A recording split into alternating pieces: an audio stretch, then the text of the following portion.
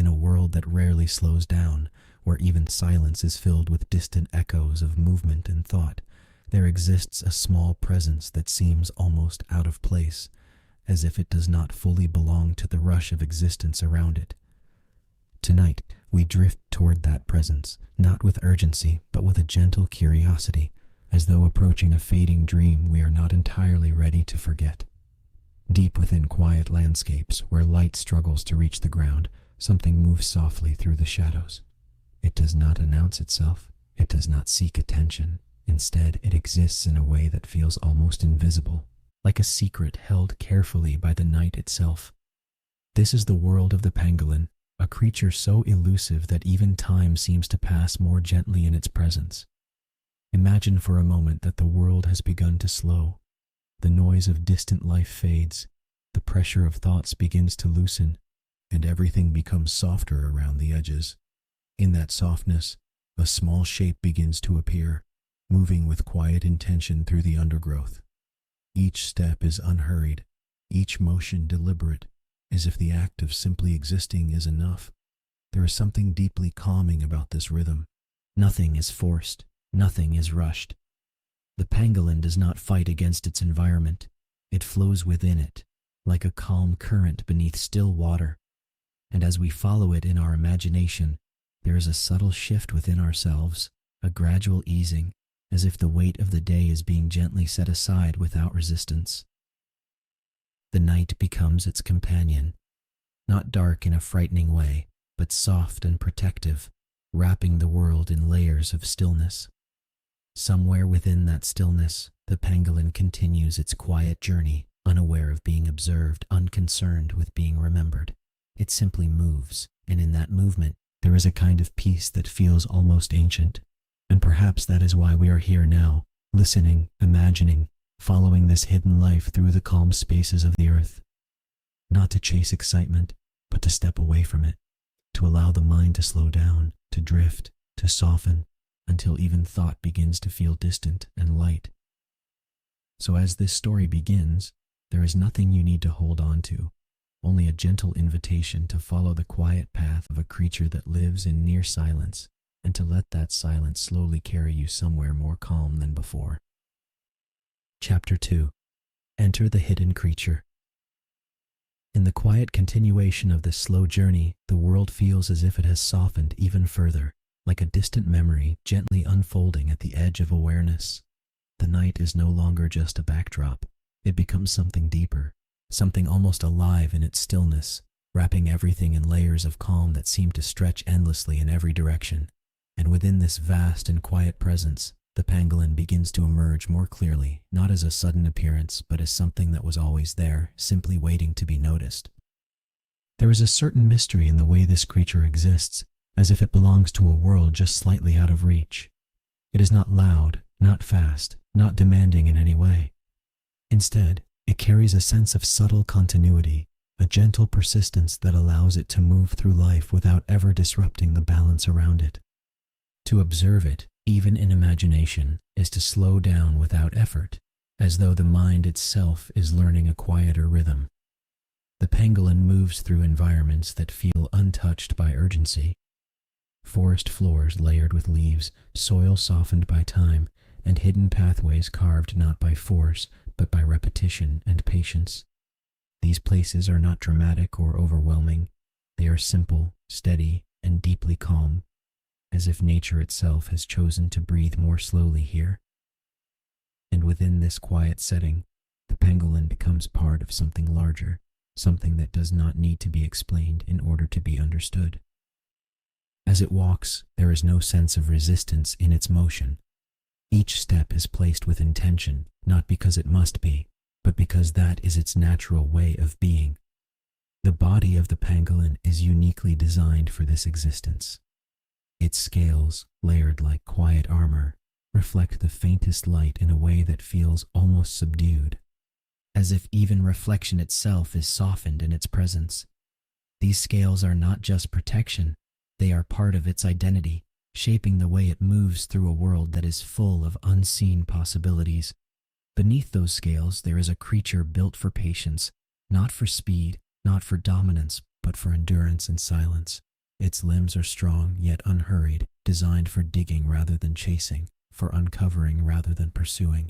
In this way, the pangolin does not compete with the world around it. Instead, it participates in it quietly, as if following a rhythm that has existed long before it and will continue long after. As the night deepens, the pangolin begins its search for food.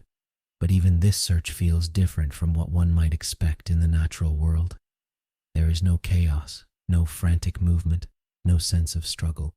Instead, there is a calm exploration, a gentle interaction with the earth itself. The ground is not broken in violence, but opened with care, as if the pangolin is reading something written just beneath the surface. And what it finds there is simple: ants, termites, and the hidden networks of life that exist below what most creatures ever notice. These small beings, often overlooked by the larger world, become the center of the pangolin's attention. With a tongue that moves with quiet precision, it gathers what it needs in a rhythm that feels almost meditative. There is no excess, no waste, only the quiet balance between need and response. In these moments, time seems to lose some of its weight. The usual structure of beginning and end feels less important, replaced instead by continuity. The pangolin does not appear to think in terms of urgency or delay. It simply acts, then pauses, then acts again, as if following a natural sequence that requires no explanation. And in observing this, there is a subtle invitation for the mind to adopt a similar stillness. Around it, the world remains undisturbed. The wind moves through branches without direction or intention. Small sounds rise and fall in the distance, but none of them interrupt the quiet flow of this hidden life. Even the darkness feels less like absence and more like presence, as if it exists not to conceal, but to comfort. There is a moment where the pangolin pauses completely. It does not appear alert in a tense way, nor does it seem fearful. Instead, it stands in a state of calm awareness, sensing the world through vibrations and subtle cues that are invisible to most other beings. In this stillness, it becomes part of the environment itself, neither separate nor fully absorbed, but existing in a gentle balance between the two. And then, just as quietly, it continues. There is no transition that feels sharp or defined. Movement simply resumes, as if it had never stopped. This continuity is one of the most remarkable aspects of its existence. Nothing is exaggerated, nothing is rushed. Everything flows with a natural ease that feels almost like breathing. As we follow this quiet journey further, there is a growing sense that the pangolin is not simply moving through space, but through a kind of gentle time. A time that does not press forward aggressively, but expands softly, allowing each moment to exist fully before giving way to the next. In this way, its life becomes a reflection of stillness itself. And within this reflection, something begins to shift in perception. The boundaries between observer and observed start to blur slightly. The act of watching becomes less distinct from the feeling of being present. The calmness of the pangolin's world begins to extend outward, touching the edges of thought, softening them, making them less rigid, less defined. It is easy to imagine that in such a world, rest comes naturally, not as an escape, but as a continuation of living. The pangolin does not appear to resist stillness. It embraces it as part of its cycle, moving between activity and pause with the same quiet acceptance. And in this, there is something profoundly grounding, something that reminds us that not everything in life needs to be accelerated to be meaningful. The night continues to unfold, not in dramatic shifts, but in gentle layers. Each moment feels like an extension of the one before it, slightly deeper, slightly quieter, slightly more distant from the noise of everything outside this scene, and the pangolin remains within it, unbothered, unhurried, simply existing as it always has. As this chapter slowly begins to settle, there is no conclusion in the traditional sense, only a continuation, a soft fading into the next moment, where thought becomes lighter and attention grows softer. The pangolin moves once more into the darkness, not as an ending, but as part of an endless, quiet unfolding that never truly needs to be resolved. Chapter 3. A Life Wrapped in Scales. As the journey continues, the night seems to deepen in a way that feels almost intentional. as if it is gently guiding attention away from everything unnecessary and towards something quieter, something more subtle and grounded. The world no longer feels wide and scattered. Instead, it feels concentrated, drawn inward, like a slow breath held in perfect stillness. And within this stillness, the pangolin becomes even more present, not in a louder sense, but in a clearer one, as if distance itself is dissolving. There is something almost ancient in the way this creature is shaped, as if it carries within its body a memory of time that stretches far beyond what is visible. The scales that cover its form are not simply protection, and they are not decoration either. They are part of a design that feels deeply integrated with its way of living, each one overlapping the next like carefully placed pieces of natural architecture formed through countless generations of quiet adaptation. These scales are made of keratin, the same material found in hair and nails, yet arranged in a structure that transforms them into something far more complex. They lie across the body like soft armor, not rigid or aggressive, but flexible and responsive. In the faint light of the night, they do not shine brightly or demand attention. Instead, they absorb and soften the light, allowing the pangolin to remain part of the shadows rather than standing apart from them. To imagine this creature moving is to imagine something that does not disturb its surroundings. Even the rustling of leaves beneath its feet feels minimal, as though the environment itself is cooperating with its passage. There is no urgency in its motion, no abruptness. Every movement is a continuation of something already in progress, as if it is simply following a path that the world has quietly prepared for it. The body beneath the scales is equally remarkable in its simplicity and function. It is built not for speed, but for intention. Strong forelimbs end in curved claws designed for digging into the earth with precision rather than force. These claws do not tear through the ground in chaos. They open it carefully, as if revealing something that was meant to be found rather than taken.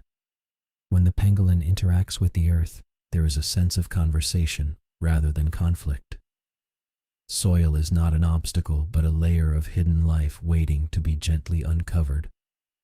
The pangolin does not destroy what it touches, it reveals it, and in doing so, it becomes part of a cycle that feels balanced and complete, where nothing is taken without purpose, and nothing is disturbed without necessity. The scales play a silent role in this interaction as well.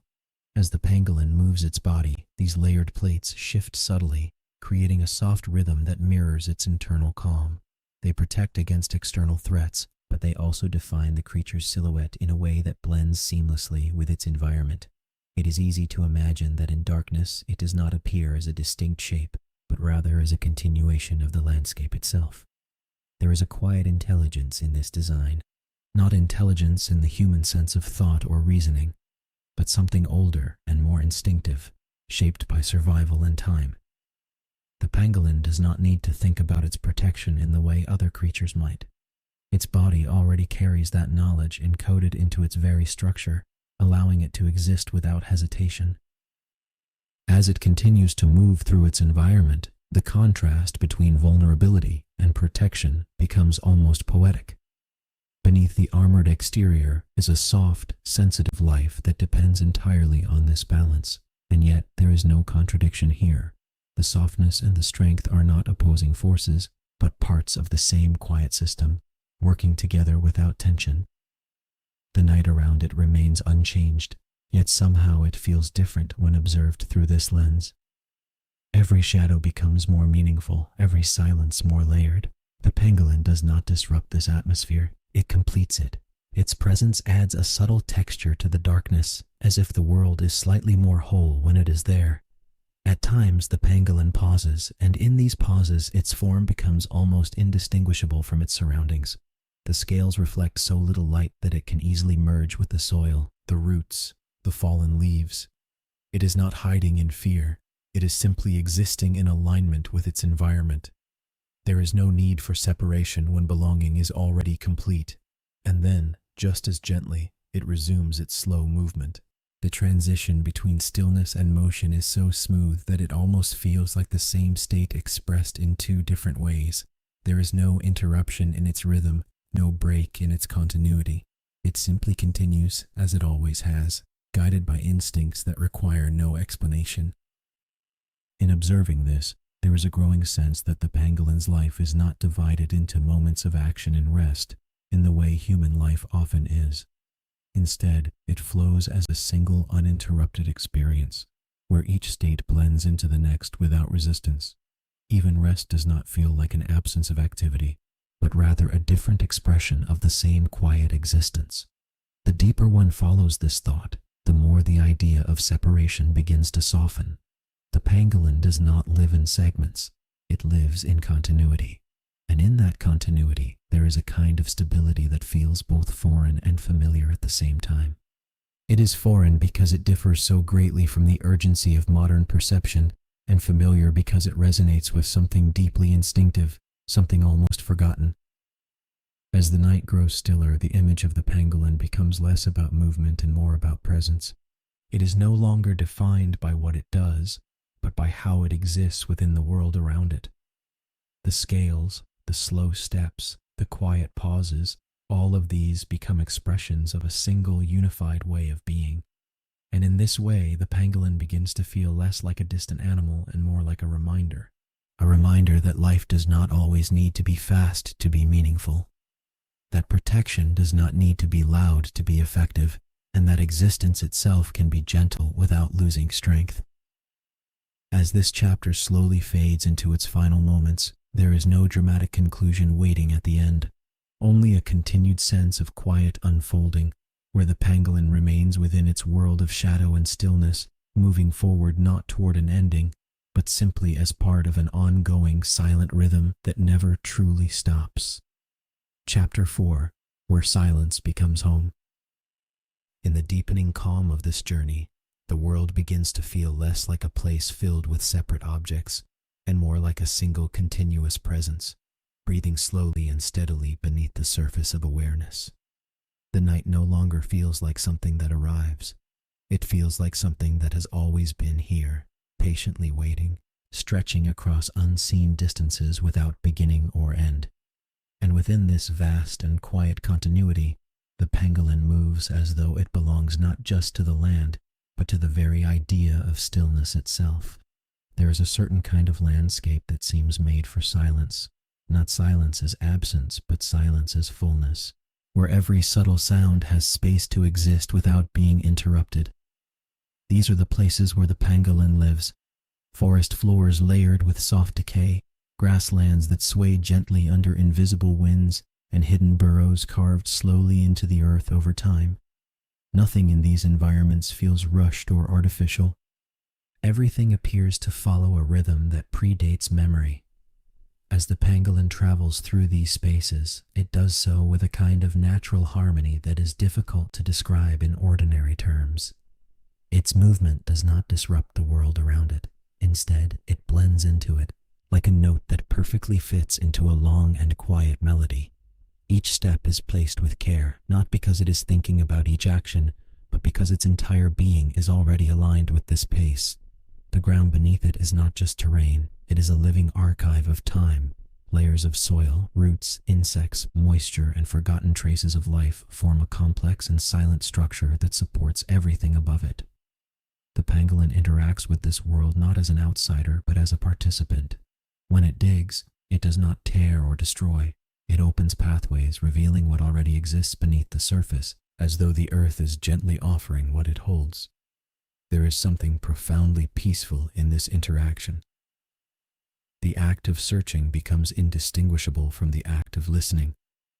The pangolin does not impose itself upon its environment. It responds to it. It senses vibrations, faint chemical trails, and the subtle presence of life hidden below.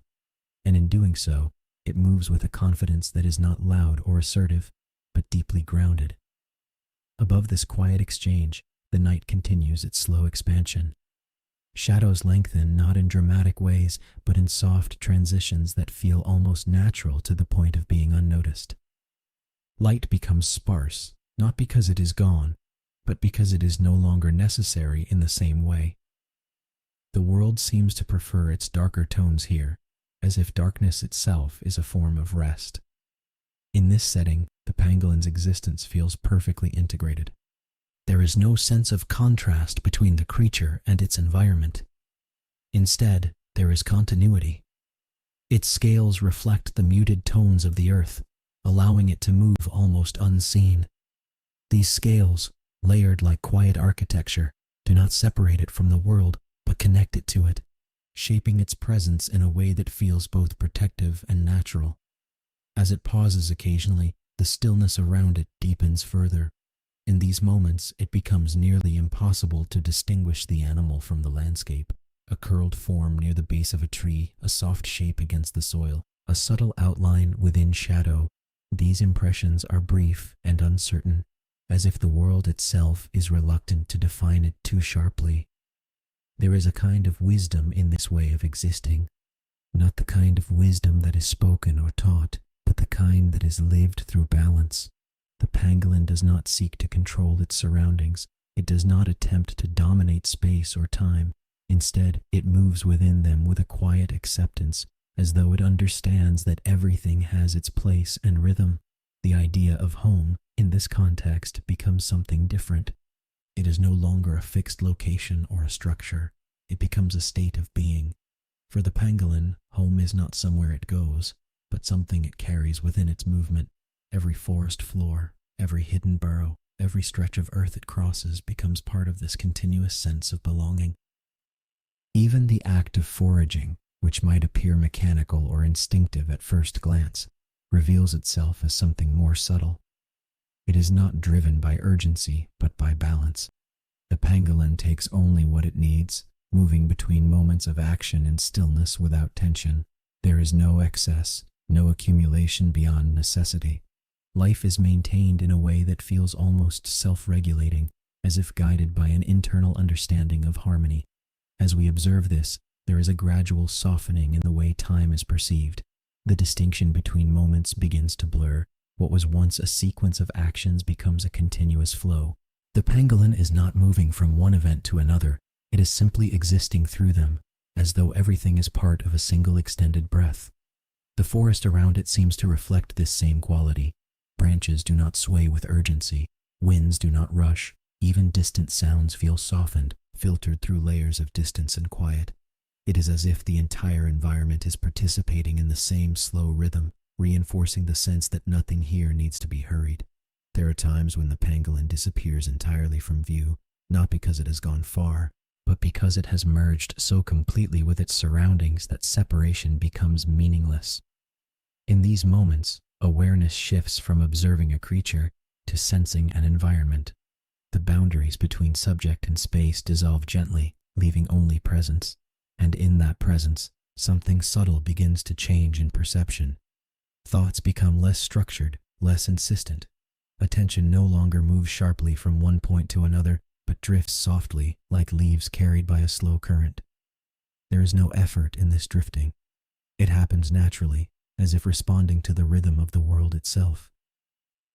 The pangolin continues its quiet journey, not as a figure moving through a landscape, but as part of the landscape in motion. Its existence does not interrupt the night, it completes it. And in this completion, there is a sense of wholeness that does not require explanation. As this chapter gradually comes to rest, there is no conclusion that feels final. Instead, there is a gentle fading, like the lowering of a dim light that never fully goes out.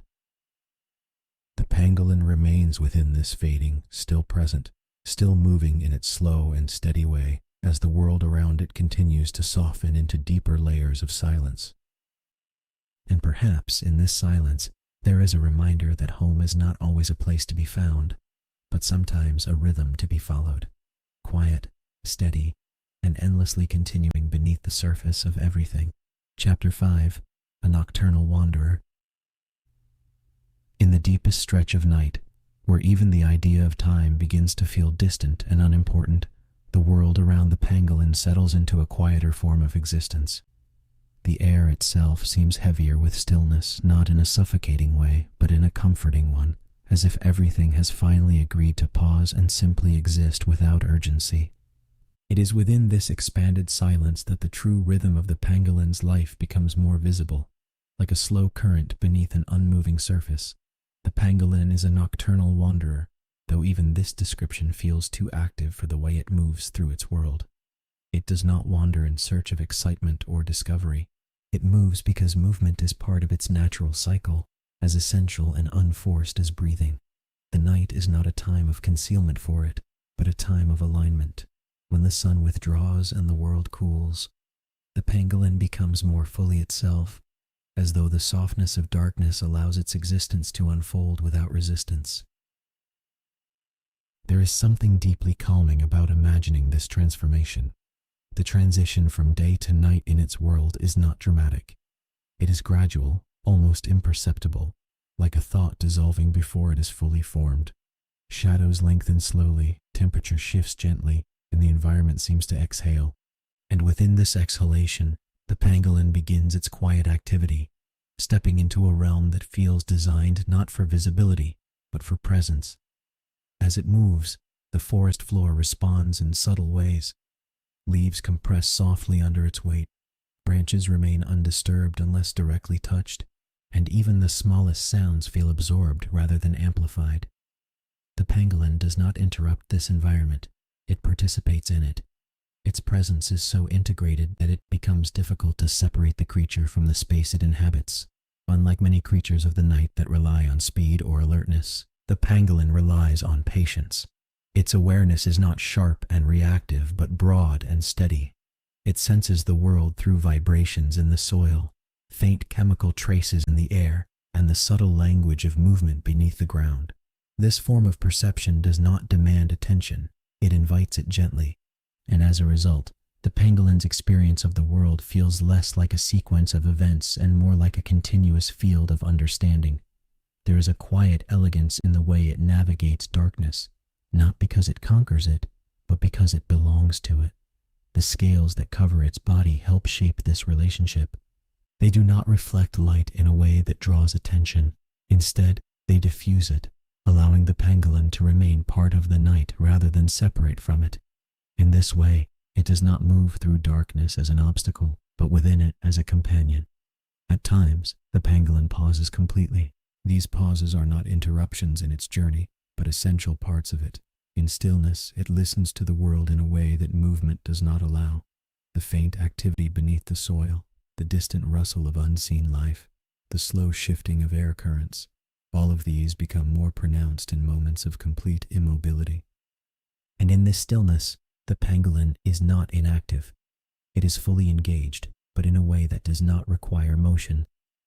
There is a subtle rhythm that defines its existence, a cycle of movement and pause, of gentle exploration and quiet observation. Yet even this cycle does not feel divided.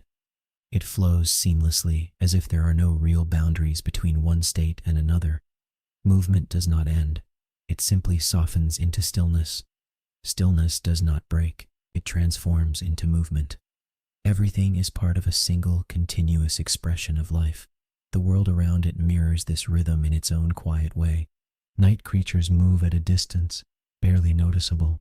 The wind drifts without urgency. The earth holds its warmth deep beneath the surface.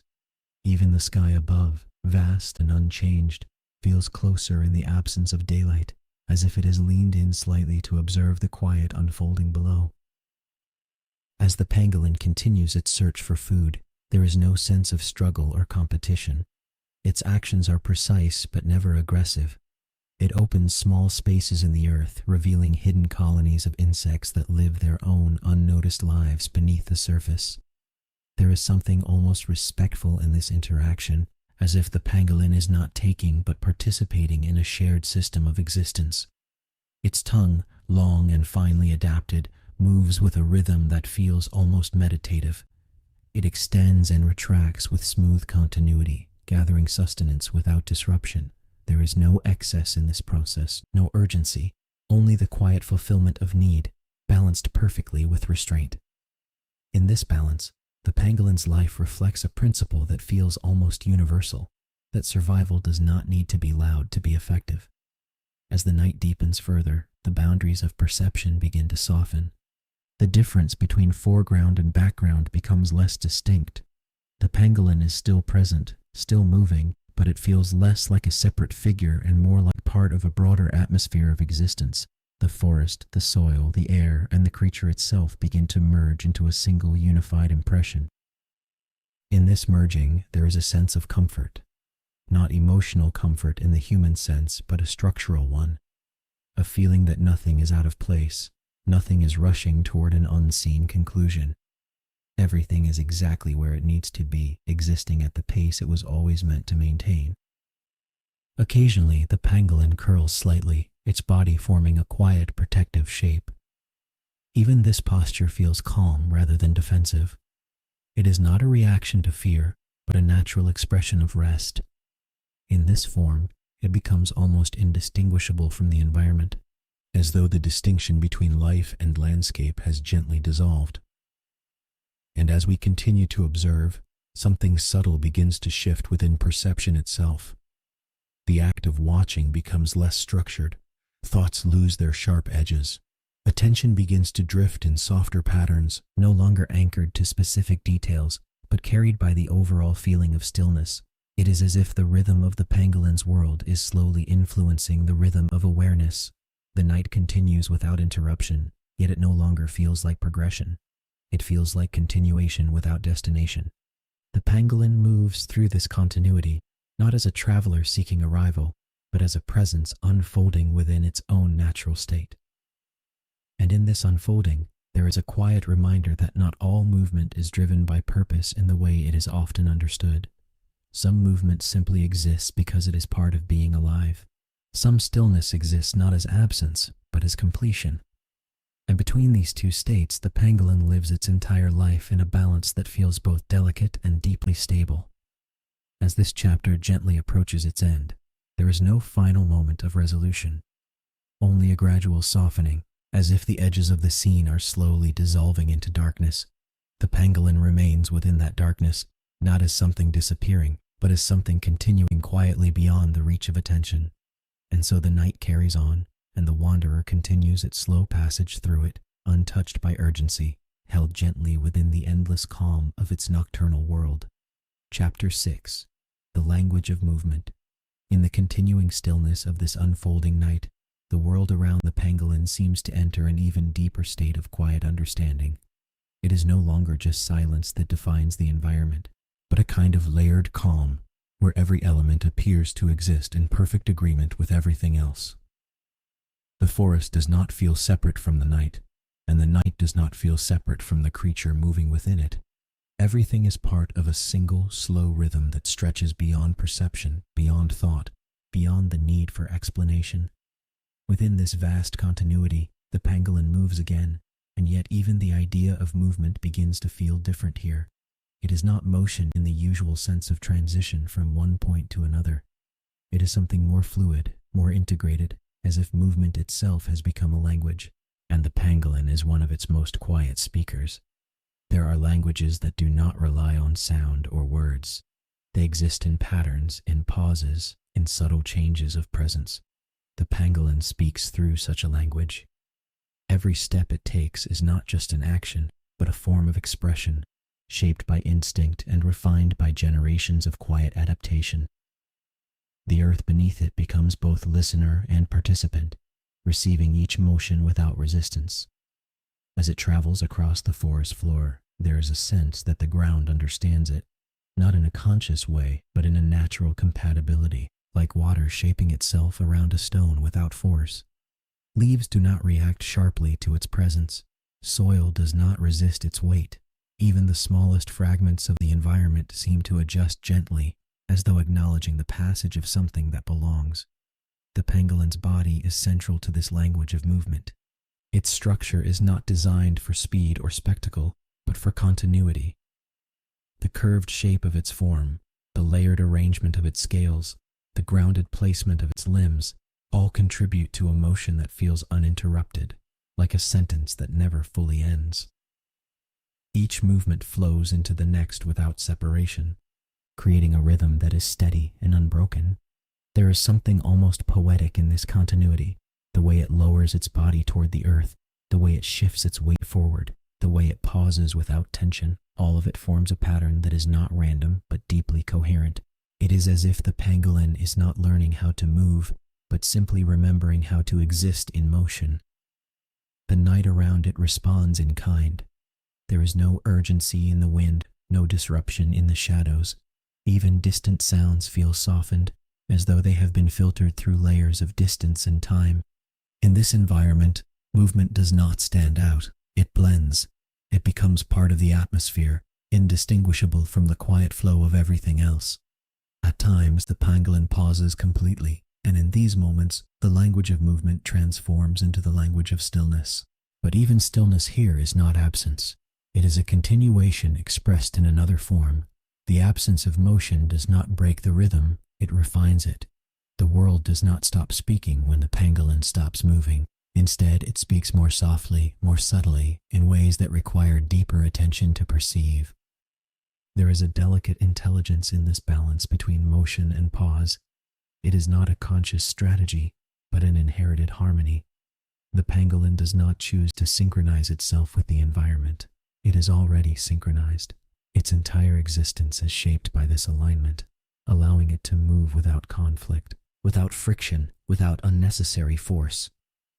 As it resumes its journey, there is a sense that the ground beneath it is not simply a surface, but a memory.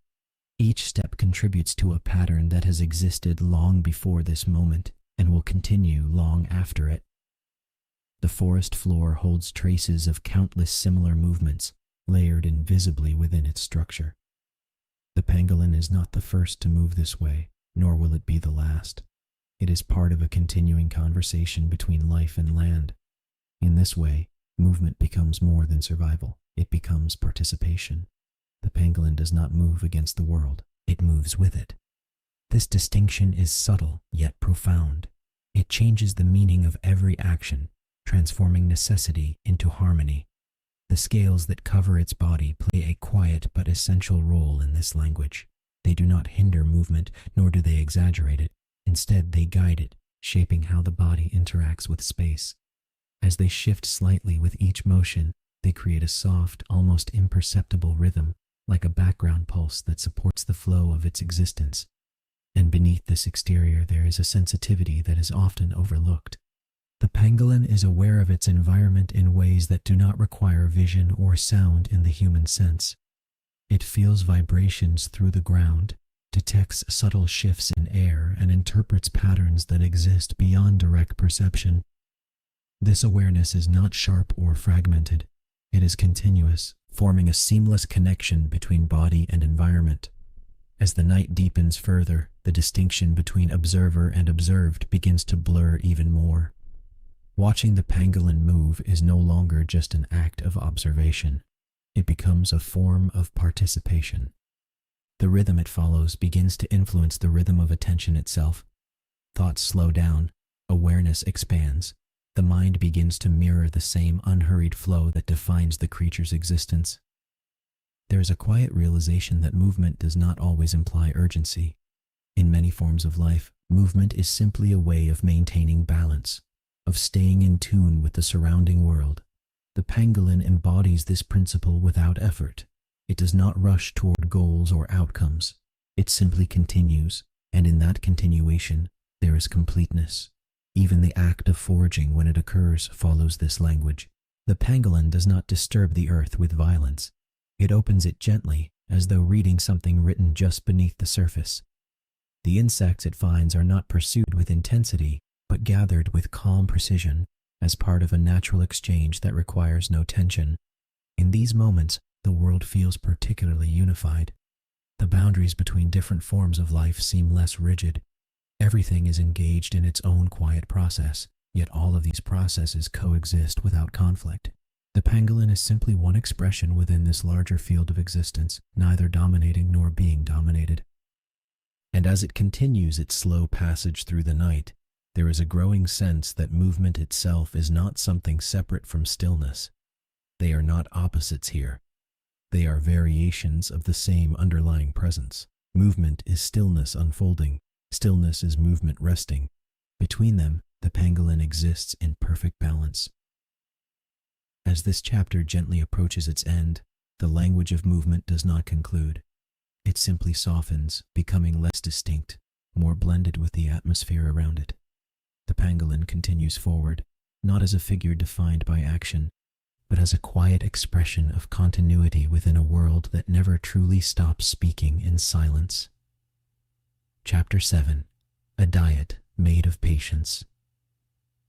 In the continuing quiet of this slow journey, the night seems to deepen its softness even further, as if the world itself is learning how to become more gentle with every passing moment.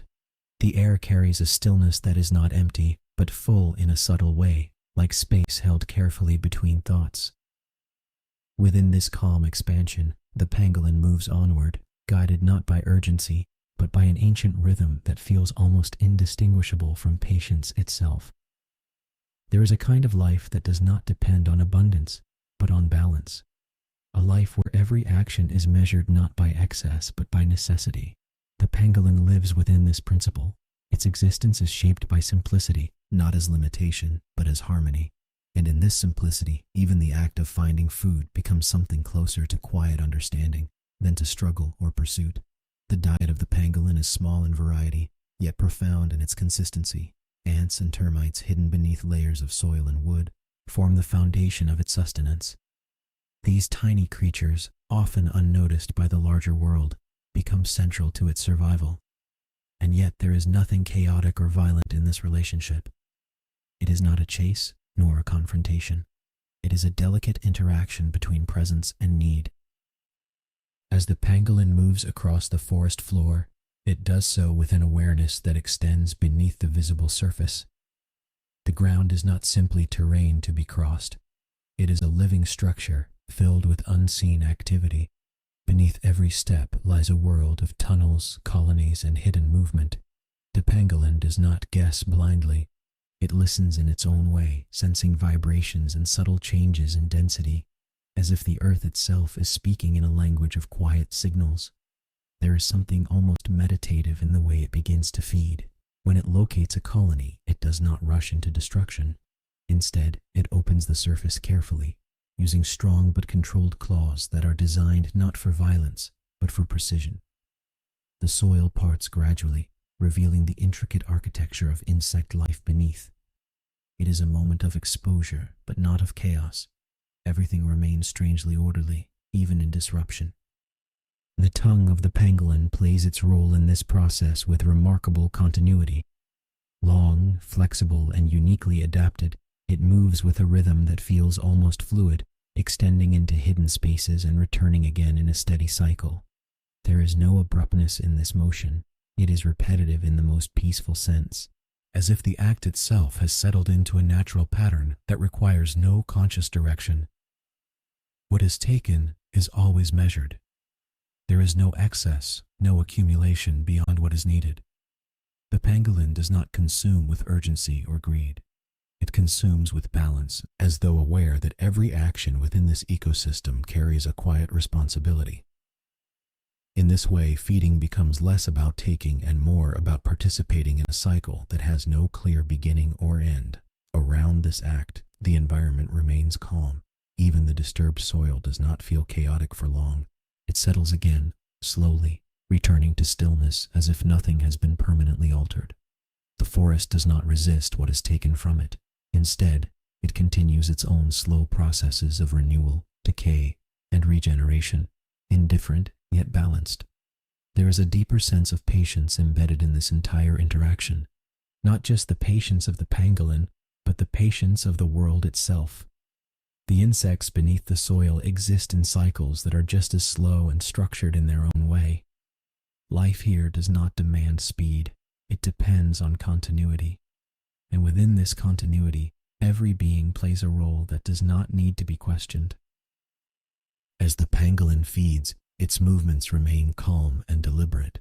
There is no visible tension in its body. Even in moments of active digging, the energy it expends feels controlled, almost economical. Nothing is wasted. Every motion serves a purpose, and every pause between motions carries equal importance. This balance between action and restraint is one of the most defining aspects of its existence. The pangolin does not switch between extremes. It remains within a narrow, steady range of behavior that prioritizes stability over intensity, and in doing so, it embodies a form of life that is almost invisible in its efficiency. The night around it continues without interruption. Other creatures move at a distance, their presence faint and fragmented. The wind drifts gently through branches, carrying no urgency. Even the stars above seem unchanged, fixed in their positions like silent witnesses to this slow unfolding below. In this setting, the act of eating loses its usual weight. It is no longer a moment of consumption separated from the rest of life. It becomes part of a continuous flow of existence, no more significant than walking or pausing or resting. Everything merges into a single uninterrupted experience. As the pangolin finishes one small area of feeding, it does not linger in completion. There is no sense of ending or satisfaction that requires recognition. Instead, it simply moves on, as if the idea of completion itself does not exist in its world. There is only continuation, a gentle progression from one moment to the next. This continuity is what defines its survival, not the intensity of its actions, but their consistency, not the scale of its impact, but its alignment with what is naturally available.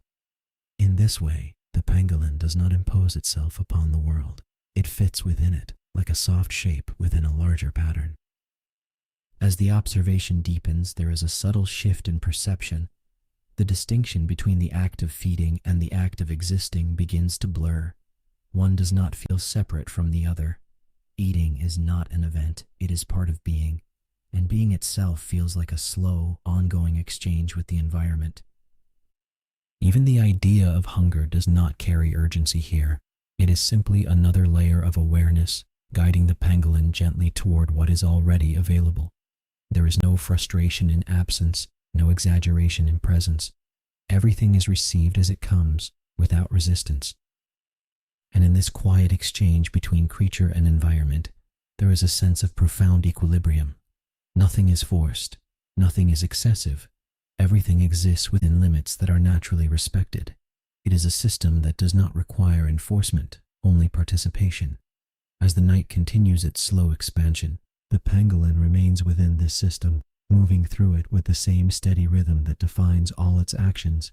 Feeding, moving, pausing, sensing, all of these become variations of a single ongoing state of balance. And as this chapter gently fades toward its close, there is no sense of finality, only continuation. The pangolin does not end its journey.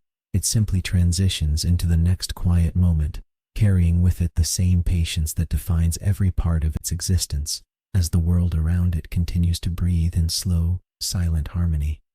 Chapter 8. The Art of the Tongue. In the continuing depth of this quiet night, the world seems to settle into an even softer rhythm, as if every layer of existence is gradually lowering its voice. The forest does not feel empty, but gently suspended, like a held breath that has no urgency to release. Within this suspended calm, the pangolin moves forward, carrying within its small frame an extraordinary adaptation that defines much of its hidden life, the long and remarkable tongue that allows it to survive in a world beneath the surface. There is something almost unreal about this feature when imagined in detail, a tongue that extends far beyond what would seem natural, yet exists perfectly in balance with the rest of the body. It is not simply an organ of feeding, but a refined instrument of survival, shaped by time, necessity, and the quiet pressures of existence. It moves not with force, but with continuity, as if it understands the spaces it enters more deeply than sight alone could ever allow. The world of ants and termites is not visible in the way larger creatures perceive reality.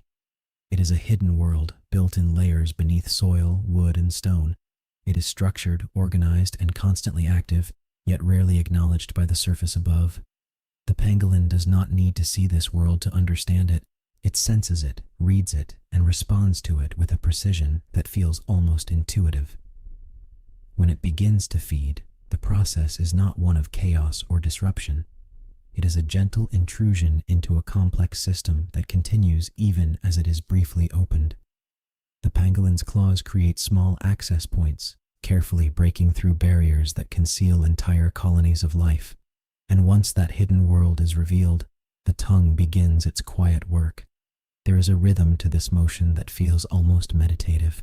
It extends, enters, gathers, and returns in a cycle that repeats with steady patience. Each movement is smooth and continuous, without hesitation or abrupt change. It is as if the tongue itself is listening to the structure of the colony, adapting in real time to the subtle variations within the space it explores. This process is not driven by urgency. There is no sense of competition or struggle. The ants and termites continue their own existence, largely unaware of the larger presence interacting with their world. The pangolin does not pursue them in aggression. It simply accesses what is already present, as though participating in a system that predates intention. The elegance of this adaptation lies not in its complexity alone, but in its efficiency. Nothing is excessive, nothing is wasted. The tongue does not search blindly. It responds, it adjusts, it aligns itself with the environment in a way that feels almost effortless, yet is the result of countless generations of gradual refinement. As the pangolin continues this quiet feeding, the surrounding environment remains remarkably still. The disturbed soil does not react violently. It settles gently after each small disruption, as though the earth itself is accustomed to such subtle interactions. There is no lasting disturbance, only temporary openings that close again with time, restoring the balance that was momentarily shifted. In this balance, there is a deeper reflection of the pangolin's entire existence. Its body, its behavior, and its survival strategies all seem to follow the same principle: minimal disruption, maximum harmony. Even the act of consuming life beneath the surface is conducted with a kind of restraint that feels almost respectful. The tongue, in this sense, becomes more than a physical tool. It becomes a bridge between worlds, between the visible surface and the hidden depths, between movement and stillness, between need and restraint.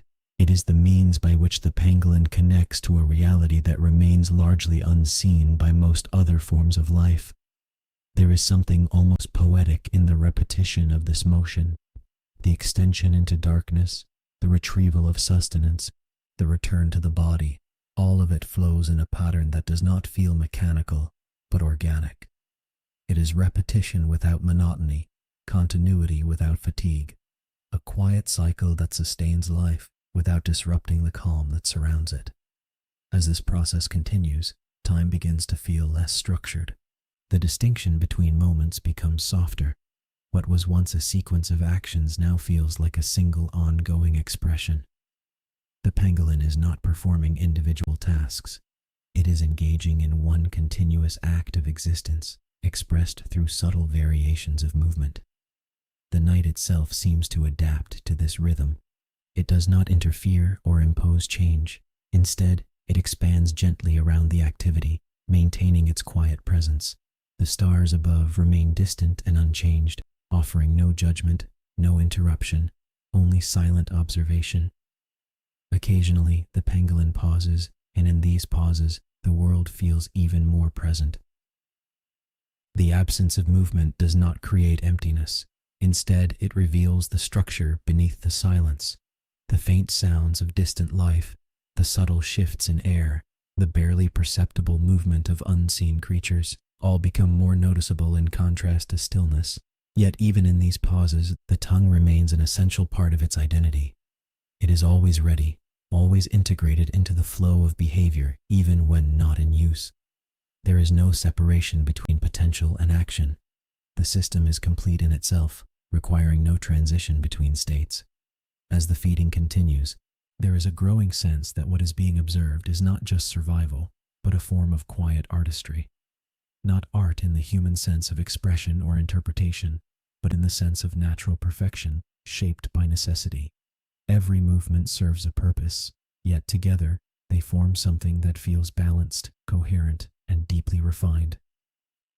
In this refinement, there is no excess energy. The pangolin does not display or perform. It simply exists within the boundaries of what is required, nothing more and nothing less.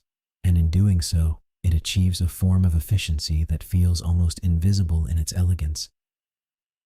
The forest around it remains unchanged in appearance, yet subtly transformed in perception. It is no longer just a background setting. It becomes part of the process, part of the rhythm, part of the quiet exchange between life and environment. The distinction between subject and space begins to dissolve once again. As the night deepens further, the pangolin eventually slows its activity, not as an ending, but as a natural transition. The cycle of feeding blends back into stillness without interruption. The tongue retracts, the body settles, and the awareness that guided each movement gently returns to a resting state.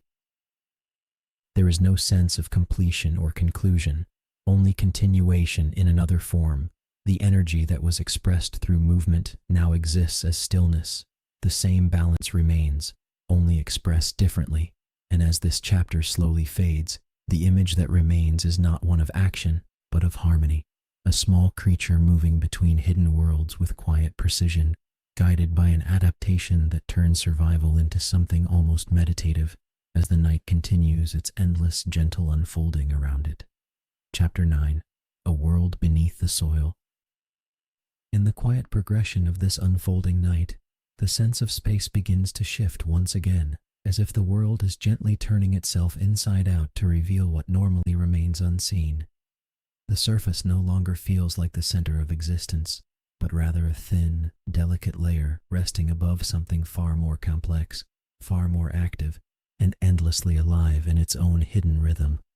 Beneath the forest floor lies an entire world that rarely receives attention, yet it is constantly in motion. It is a place built not on silence, but on a different kind of sound, one too subtle for most perception, composed of vibrations, chemical trail, and the constant movement of countless tiny lives. This is the world the pangolin belongs to as much as it belongs to the surface above. As it moves slowly across the ground, every step it takes becomes a form of reading. The soil is not just matter, it is information. It carries traces of passage, density, temperature, and the faint presence of colonies hidden beneath layers of earth and wood. The pangolin does not rush this reading. It allows the ground to speak in its own time, responding only when the signals become clear enough to guide its next action. There is something deeply structured in the underground world of ants and termites. It is not chaotic, even though it is constantly active. It is organized in layers, corridors, chambers, and pathways that stretch in directions unseen from above. Each colony functions as a living system, with roles distributed across countless individuals, all working within a rhythm that feels almost architectural in its precision. The pangolin does not disturb this structure randomly. Its presence is selective, guided by instinct shaped through long evolutionary memory. When it finds a point of entry, it does not force its way in blindly. Instead, it opens the surface carefully, creating a small interruption in an otherwise continuous system. That interruption is brief, controlled, and purposeful. Inside these hidden spaces, life continues even as it is being accessed. The ants move along their pathways. The termites maintain their tunnels. The structure does not collapse entirely. It adjusts, reacts, and continues. The pangolin becomes a temporary participant in this underground system, entering not as an outsider of destruction, but as a quiet visitor within a larger cycle of existence. There is a strange balance in this interaction. The pangolin depends on these hidden worlds for survival, yet it does not exhaust them beyond recovery. The interaction is not one of domination, but of measured engagement. It takes what is necessary, then moves on, leaving the system to rebuild and continue its own internal rhythm. As it feeds, the underground world reveals itself in fragments. Narrow tunnels carved with precision, chambers filled with movement, and pathways that seem to extend beyond immediate perception. It is a world without light, yet not without structure. Everything within it is guided by instinct, chemical communication, and an inherited sense of direction that replaces vision entirely. The pangolin interacts with this environment through senses that are not dependent on sight in the traditional sense. It perceives through vibration, pressure, and subtle shifts in the soil. These signals form a language that is continuous and layered, allowing it to understand what lies beneath without needing to see it directly. There is something almost meditative in the way it moves between surface and depth.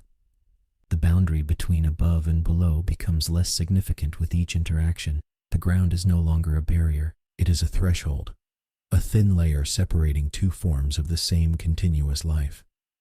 As the pangolin opens another small section of Earth, the underground world responds not with collapse, but with adjustment.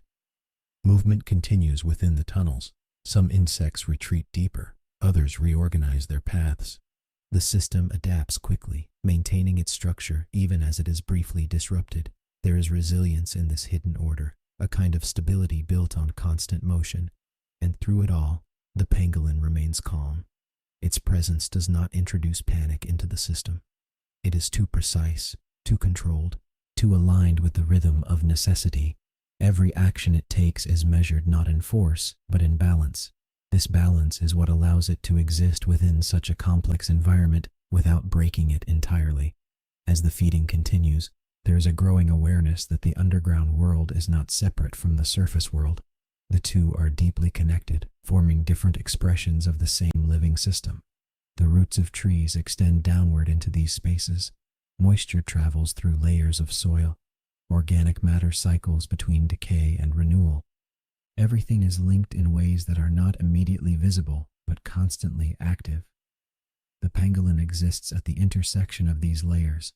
It moves between them without resistance, as though the distinction between surface and depth is simply a matter of perspective rather than separation.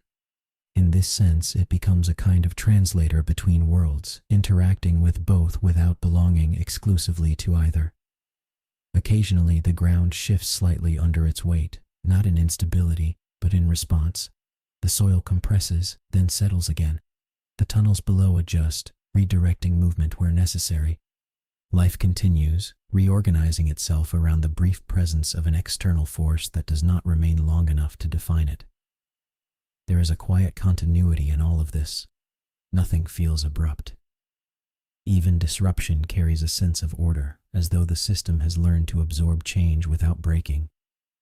The underground world is not fragile, it is adaptive, and the pangolin, in its own way, reflects this same quality. As the night above continues its slow expansion, the underground world maintains its parallel rhythm.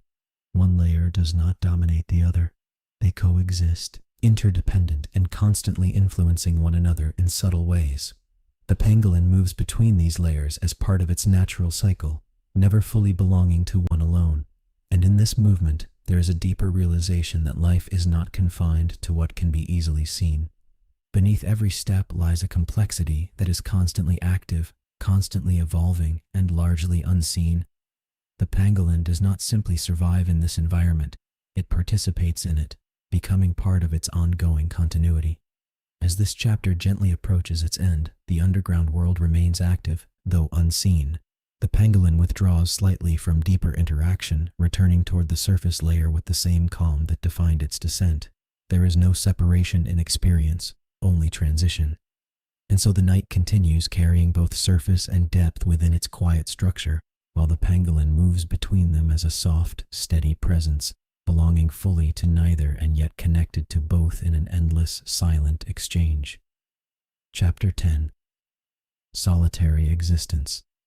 In the continuing depth of this quiet night, the world seems to settle into an even more refined stillness, as if every layer of life is now moving at a pace so gentle it becomes almost indistinguishable from rest. The forest no longer feels like a collection of separate living things, but rather a single continuous presence, breathing slowly through darkness. Within this vast and unified calm, the pangolin continues its journey alone. Not in isolation that feels empty, but in solitude that feels complete. There is a difference between being alone and being solitary in the natural sense of existence. Alone can imply absence, something missing or removed. But solitude, especially in the case of the pangolin, is not defined by lack. It is defined by balance. It is a state in which life does not require constant connection to others in order to remain stable. It is self-contained, not in resistance to the world, but in harmony with it. The pangolin lives this form of existence naturally. It does not seek companionship in the way many social creatures do. It does not rely on groups or herds or colonies of its own kind for structure or direction. Instead, it moves through the world as a complete system within itself, guided by instinct, shaped by environment, and sustained by a rhythm that requires no external validation. As it moves through the forest floor, there is a sense that its solitude is not defined by separation, but by integration.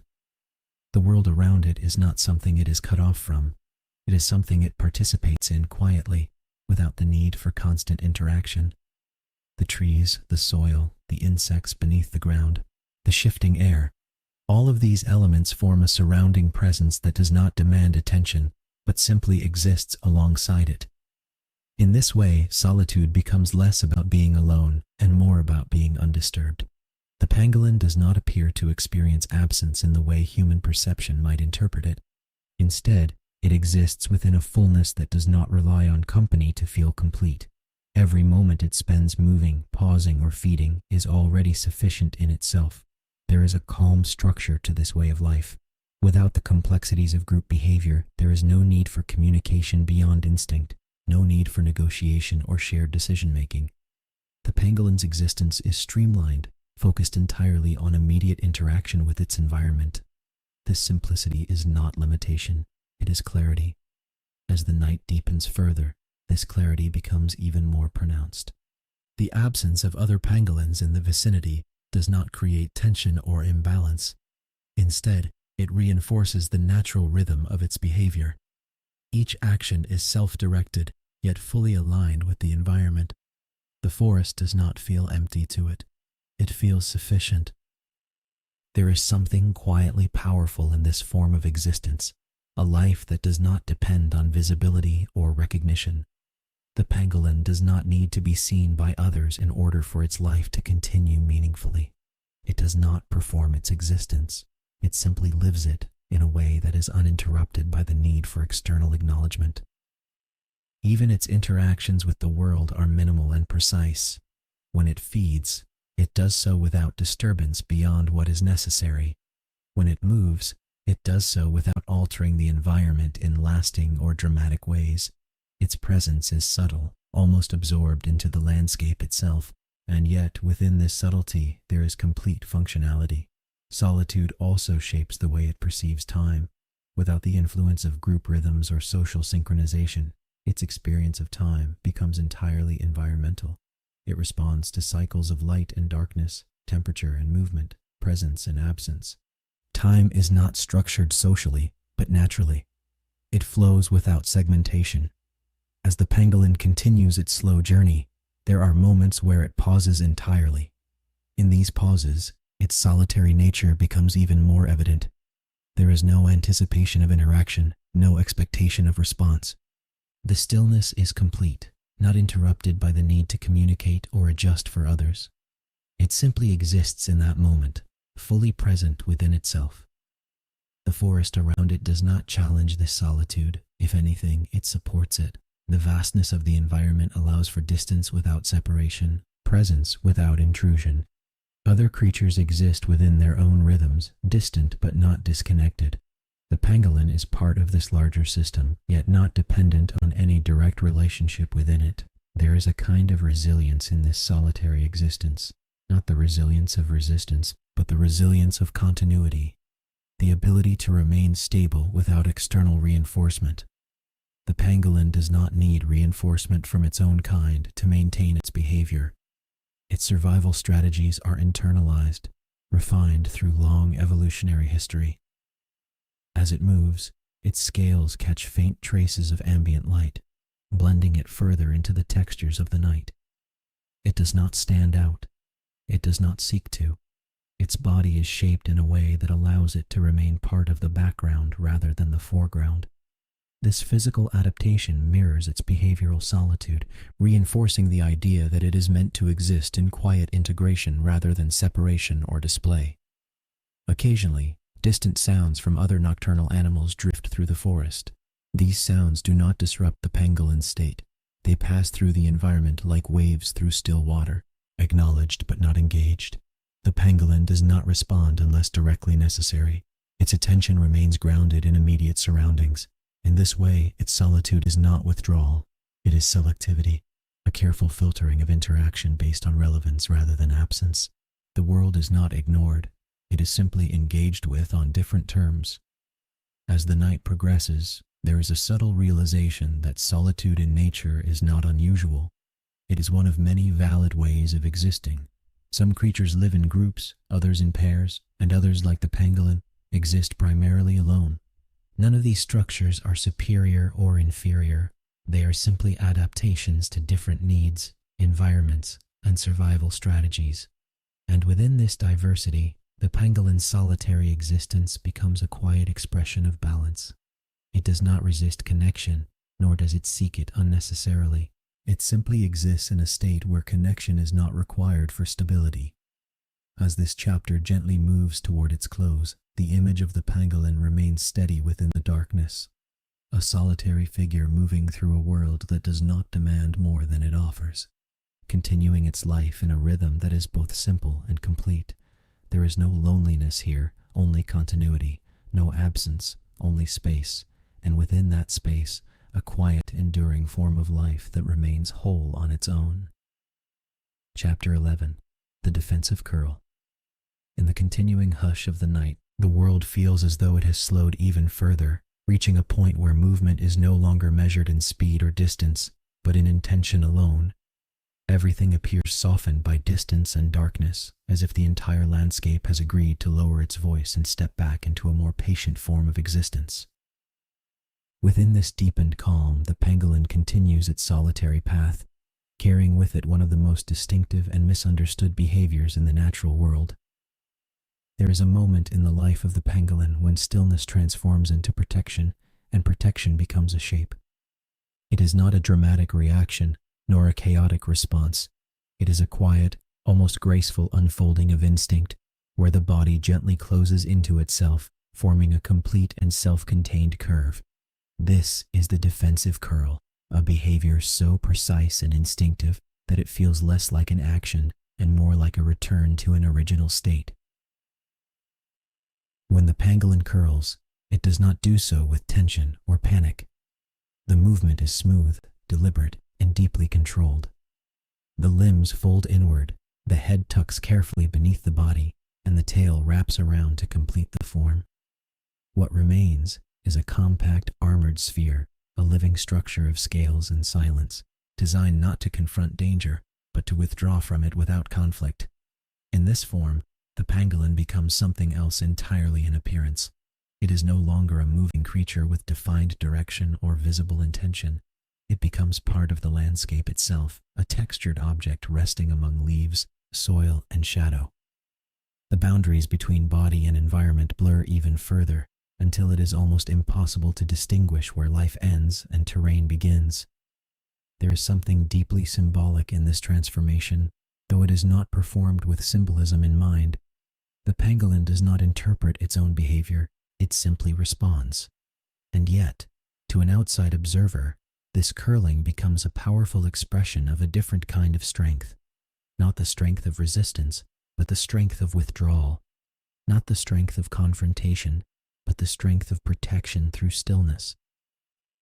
The scales that cover its body play a central role in this moment. Arranged in overlapping layers, they form a natural armor that is both flexible and resilient. When the pangolin curls, these scales align in such a way that the most vulnerable parts of its body are hidden beneath multiple protective layers. The outer surface becomes a barrier, not sharp or aggressive, but firm and unyielding. In the stillness of this curled form, time seems to change its behavior. Seconds lose their sharpness, minutes lose their structure. There is only the sense of suspended continuity, as if the world has paused not out of interruption, but out of respect for this quiet state of protection. The forest does not react loudly to this transformation. It continues its slow breathing, its subtle movements, its distant rhythms. Many creatures in the natural world rely on motion to survive danger. They flee, they chase, they react with speed and urgency. The pangolin, however, chooses a different path. It does not attempt to outrun what it cannot control. Instead, it removes the conditions under which threat becomes effective. It withdraws into itself, reducing its visibility, its vulnerability, and its exposure to the surrounding world. This strategy is not passive in the sense of weakness. It is precise. It is structured. It is the result of evolutionary adaptation that has refined a simple principle. If movement increases risk, then stillness becomes protection. and if exposure creates vulnerability, then concealment becomes survival. As the pangolin remains curled, there is a profound sense of completeness in its form. Nothing is left unprotected, nothing is extended or exposed unnecessarily. Every part of its body is accounted for within the structure of the curl. It is a closed system, not in isolation from the world, but in temporary separation from its immediate demands. The environment around it continues to exist without disruption. Insects move through the soil. Leaves shift gently in the faint night breeze. Distant calls from unseen animals drift through the air and dissolve into silence before they can fully take shape. None of this disturbs the curled form resting quietly among the shadows. There is a subtle intelligence in this interaction between organism and environment. The pangolin does not attempt to control its surroundings. It does not fight against uncertainty. Instead, it adapts to it by reducing its own profile, becoming less available to forces that might otherwise cause harm. In doing so, it demonstrates a form of survival that is rooted in restraint rather than aggression. Even in this defensive state, the pangolin remains fully alive, fully aware in its own way. Its senses do not shut down. They shift inward, becoming more focused on immediate proximity rather than wide external scanning. Vibrations in the ground, subtle changes in pressure, faint disturbances in nearby space, all of these continue to be registered within its perception, yet there is no urgency in this awareness. It is calm, contained, and steady. The curled pangolin is not waiting in fear, it is resting in readiness. There is a difference between the two states that is not always visible from the outside, but deeply significant in understanding its behavior. As time continues to pass, the curled form remains unchanged. There is no struggle to return to movement, no impatience to unfold. The body stays within its protective configuration for as long as necessary, as if the concept of duration itself has become secondary to the state of safety. In this stillness, there is a kind of quiet dialogue between vulnerability and protection. The pangolin does not eliminate vulnerability, it simply contains it. It acknowledges that the world carries uncertainty, and instead of resisting that uncertainty, it creates a temporary boundary against it. That boundary is not permanent. It is flexible, reversible, and entirely dependent on context. Eventually, when conditions feel safe again, the pangolin does not emerge with sudden force. It unrolls slowly, each movement reversing the earlier process with equal care. The limbs extend gently, the head reappears with caution, and the body regains its elongated form without urgency. There is no abrupt transition between states, only a gradual return to motion. This transition itself reflects the deeper nature of the pangolin's existence. Whether moving, feeding, or defending, it does not shift between extremes. It moves along a continuous spectrum of calm responses, each one connected to the next without disruption. Even protection becomes part of its rhythm rather than an interruption of it. As the night continues to stretch forward, the image of the curled pangolin remains in memory like a soft impression rather than a sharp event. It is a reminder that survival in nature does not always rely on confrontation. Sometimes it relies on withdrawal. Sometimes strength is expressed not through expansion, but through careful contraction. And as this chapter gently fades, the pangolin once again becomes part of the moving night, its body uncurled, its presence quiet, its path continuing through a world that never demands more than what it quietly offers. Chapter 12. Predators of the Night. In the continuing depth of this slow and quiet night, the world seems to hold itself in a delicate balance between presence and absence, as if every sound, every movement, every subtle shift in air has learned to exist without disturbing the calm. The forest does not feel empty, but carefully composed, like a vast living structure where nothing is accidental and everything has its place within the rhythm of darkness. Within this gentle unfolding, the pangolin continues its solitary journey, moving through spaces that are familiar not because they are safe, but because they are understood. And yet, even in a world shaped by patience and stillness, there exists another layer beneath the surface of calm perception, a layer where awareness sharpens, where instinct quietly awakens, and where the idea of presence takes on a different weight. This is the unseen reality of predators in the night. They are not always near, they are not always active, but their possibility is part of the environment, woven into the same fabric of existence that allows life to continue. In the natural world, danger is rarely constant. It is intermittent, unpredictable, and often silent. And for a creature like the pangolin, survival is not about constant confrontation with this danger, but about understanding its patterns without ever needing to engage with them directly. There is a certain kind of intelligence that comes not from fighting the world, but from reading it carefully. The pangolin does not rely on speed or aggression. It relies on awareness, sensitivity, and adaptation. It understands that most threats do not announce themselves.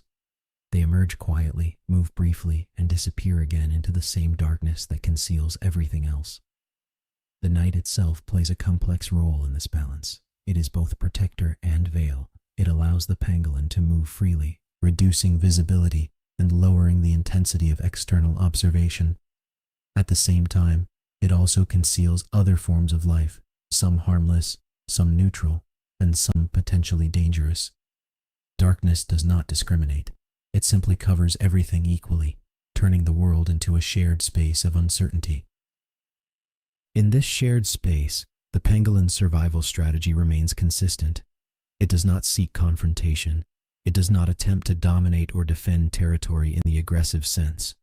Instead, it reduces its presence, blending into the environment through its coloration, its texture, and its movement. The scales that cover its body are not just physical protection. They are also a form of visual and sensory integration, allowing it to become less distinct within the landscape. Predators in this world are varied, but they all share a common trait. They respond to opportunity. They do not pursue what is hidden, what is still, or what is unnoticeable. They respond to movement, vulnerability, and exposure. And in this way, the pangolin's greatest defense is not confrontation, but reduction of signal. It becomes less detectable, less distinct, less available to notice. There are moments in the night when the forest feels more alert, even if nothing visible has changed. A subtle shift in wind direction, a faint sound in the distance, the brief pause of smaller creatures in their own movements. These small signals create a kind of background awareness that spreads through the environment, like a shared sensitivity to possibility rather than certainty. The pangolin responds to these shifts without panic. Its awareness is not reactive in a sharp or fragmented way. It is continuous, steady, and deeply integrated with its surroundings. When it pauses, it is not because it has detected a specific threat, but because it is maintaining alignment with the rhythm of the environment itself. In this way, stillness becomes more than rest. It becomes observation. It becomes participation in a wider field of awareness that does not belong to any single creature. The forest in these moments feels like it is thinking without thought, sensing without direction, and existing in a state of shared vigilance. Yet even within this quiet vigilance, there is no constant fear. Fear requires focus, and the pangolin does not operate in a state of continuous focus on danger. Instead, it balances awareness with calm continuity. It understands that if everything is treated as threat, nothing can be properly understood, and so it filters its attention, responding only when necessary, and otherwise remaining in its natural rhythm. Predators, in this sense, are not defining forces in its life. They are background possibilities. They shape behavior indirectly, not through constant presence, but through evolutionary memory. The pangolin does not need to see danger to understand how to respond to it. Its body already carries the knowledge of countless generations that have learned how to exist within the same uncertain environment. This knowledge is not conscious in the human sense. It is embodied. It lives in instinct, in structure, in reaction patterns that have been refined over time. The curling behavior, the silent movement, the blending into terrain, all of these are expressions of that inherited understanding. As the night continues, the forest occasionally shifts in ways that suggest unseen movement at a distance. A branch disturbed somewhere beyond immediate perception, a ripple of motion through tall grass, a brief silence where sound had previously existed. These are not confirmations of danger, but reminders that the world is always active, even when it appears still. The pangolin does not interpret these signs as individual events. It perceives them as part of a continuous field of information. Not everything requires response. Not everything requires interpretation. Some things simply exist as background conditions of life. In this layered reality, survival becomes less about reaction and more about coherence. The pangolin survives not by outpacing or outmaneuvering threats, but by maintaining a state of alignment with its environment that allows it to remain unnoticed unless necessary. There is a quiet elegance in this form of existence. It does not rely on dominance. It does not rely on speed. It relies on integration. The ability to be part of the environment rather than separate from it becomes the most effective form of safety. And so, as the night deepens further, the idea of predators begins to fade slightly in importance, not because they do not exist, but because they are not central to every moment. They are part of a broader system, one that includes safety, risk, movement, stillness, feeding, and rest, all interconnected and continuously shifting. The pangolin continues its path without interruption. Each step remains measured, each pause intentional, each movement aligned with a deeper rhythm that does not break even in the presence of uncertainty. It does not need to think about predators to behave in ways that account for them. Its entire being is already structured around that possibility. And as this chapter gently moves toward its close, the forest returns once again to its softer tone. The sense of alertness does not vanish, but it recedes into the background, becoming part of the natural texture of the night. The pangolin remains within this layered stillness, neither threatened nor fully detached, simply existing in a balanced awareness that allows life to continue without disruption. In this balance, there is no final resolution, only continuation. The night remains open, the world remains active, and the pangolin moves forward quietly, carried by a rhythm that holds both caution and calm in the same gentle breath. Chapter 13. The Rhythm of Survival. In the continuing stillness of this deep and endless night, the world feels as though it has settled into a more refined version of itself, where even movement is no longer defined by urgency, but by something softer, something more fundamental. The forest is no longer simply a place of life and shadow, but a continuous system of quiet interactions where every element participates in a rhythm that has no clear beginning and no final end. Within this subtle order, the pangolin continues its journey, not as a traveler seeking a destination, but as a living expression of adaptation within a world that never truly stops adjusting itself. Its survival is not built on dramatic actions or sudden decisions. Instead, it is shaped by repetition, consistency, and an almost invisible alignment with the environment around it. Survival in the natural world is often imagined as conflict, as struggle, as the constant need to overcome obstacles. But for the pangolin, survival is something quieter. It is not a battle against the world, but a continuous agreement with it. A rhythm that does not resist change, but flows within it. Every action it takes is part of this rhythm, every pause just as important as every movement. There is a structure to this rhythm that is not immediately visible. It is not written in lines or patterns that can be easily observed from a distance.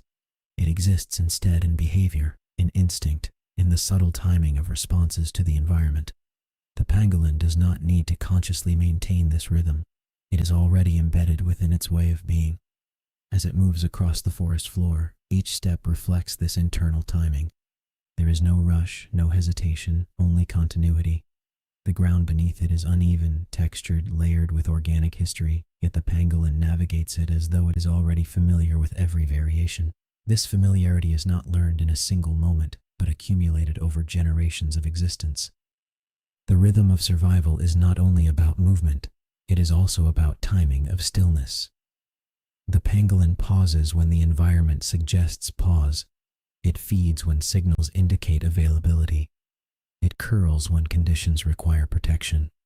Each state is not isolated, but part of a larger cycle that adjusts itself continuously in response to subtle changes in the environment.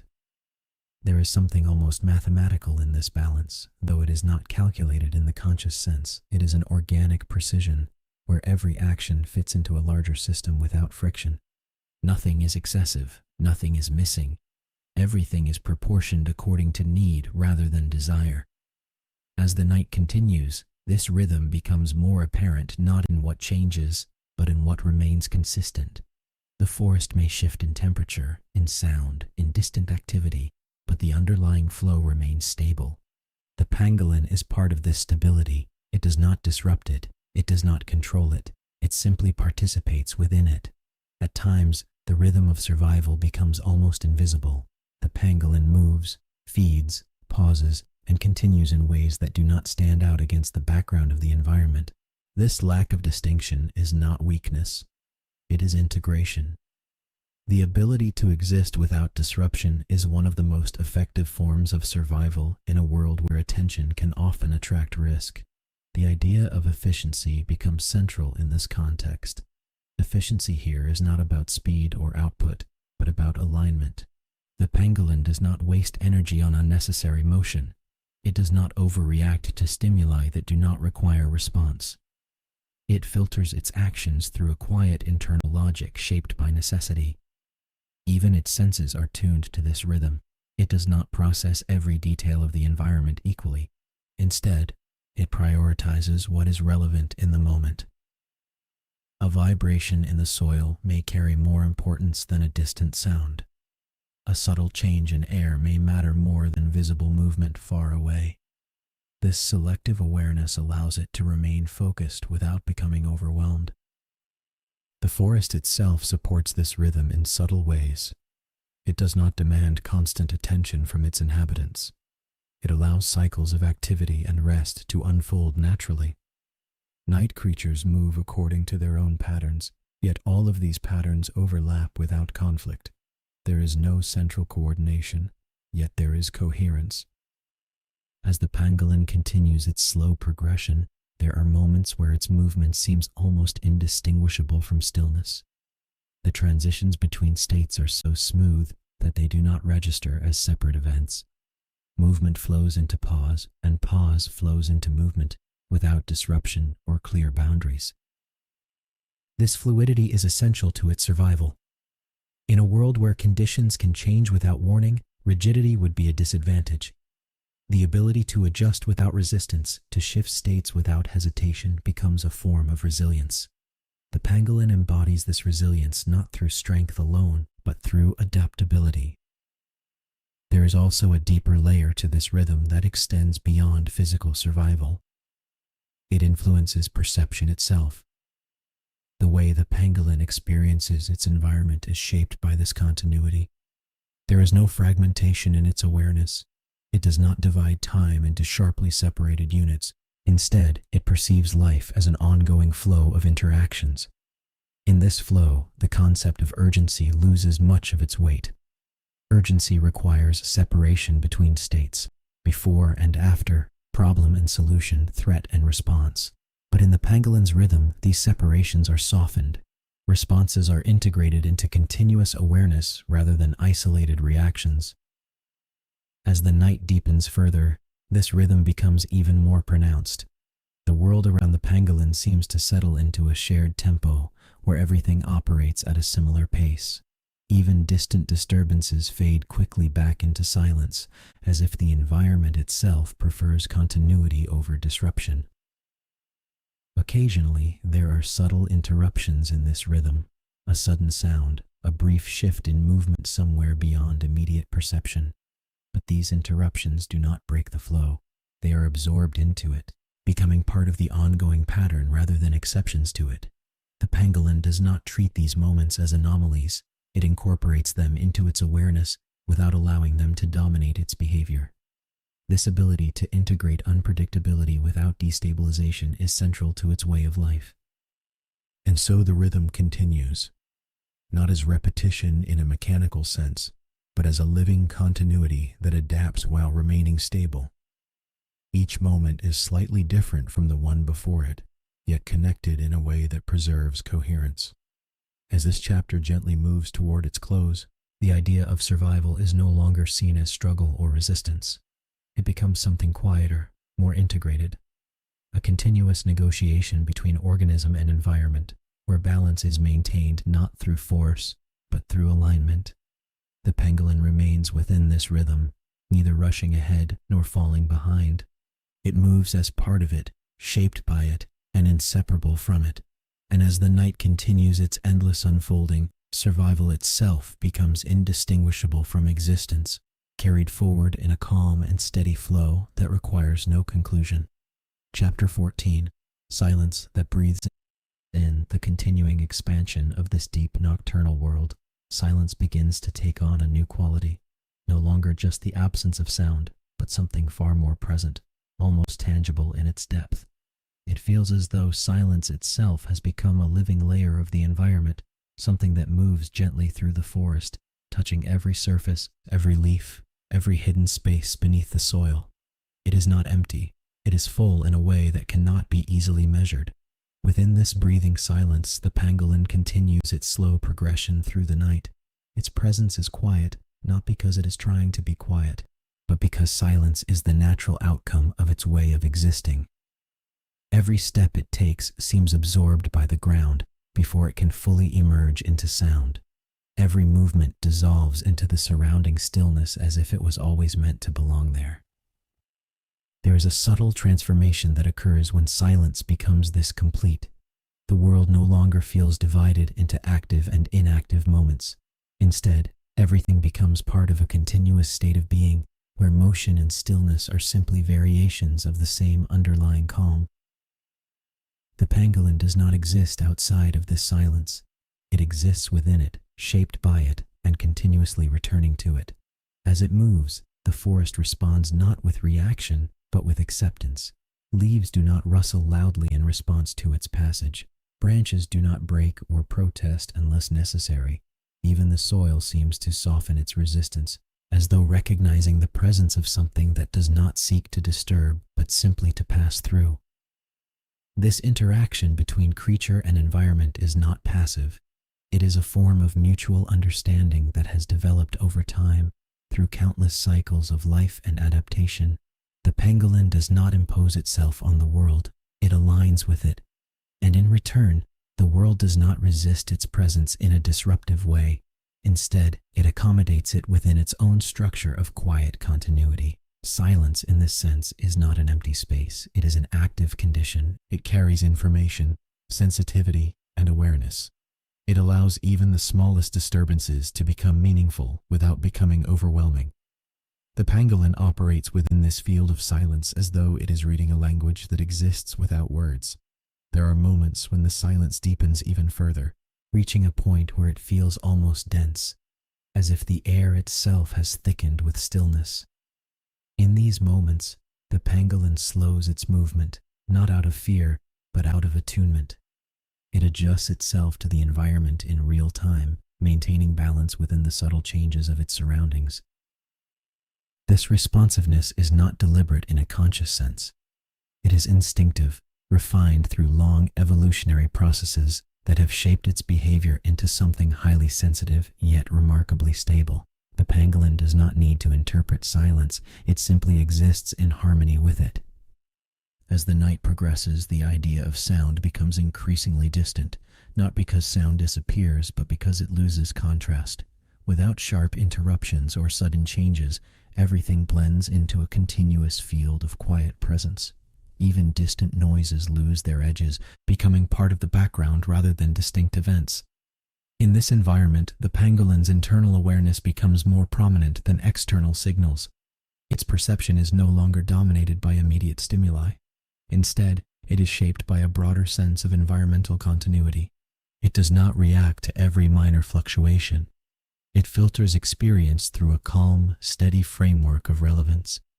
There is a kind of intelligence in this filtering that does not depend on analysis. It is not a process of thinking, but of feeling and adjustment. The pangolin senses when to move, when to pause, when to feed, and when to remain still, all without breaking the underlying rhythm of silence that surrounds it. Even the act of breathing becomes part of this quiet structure. It is not emphasized or noticeable, yet it contributes to the overall sense of continuity. Life here does not announce itself loudly.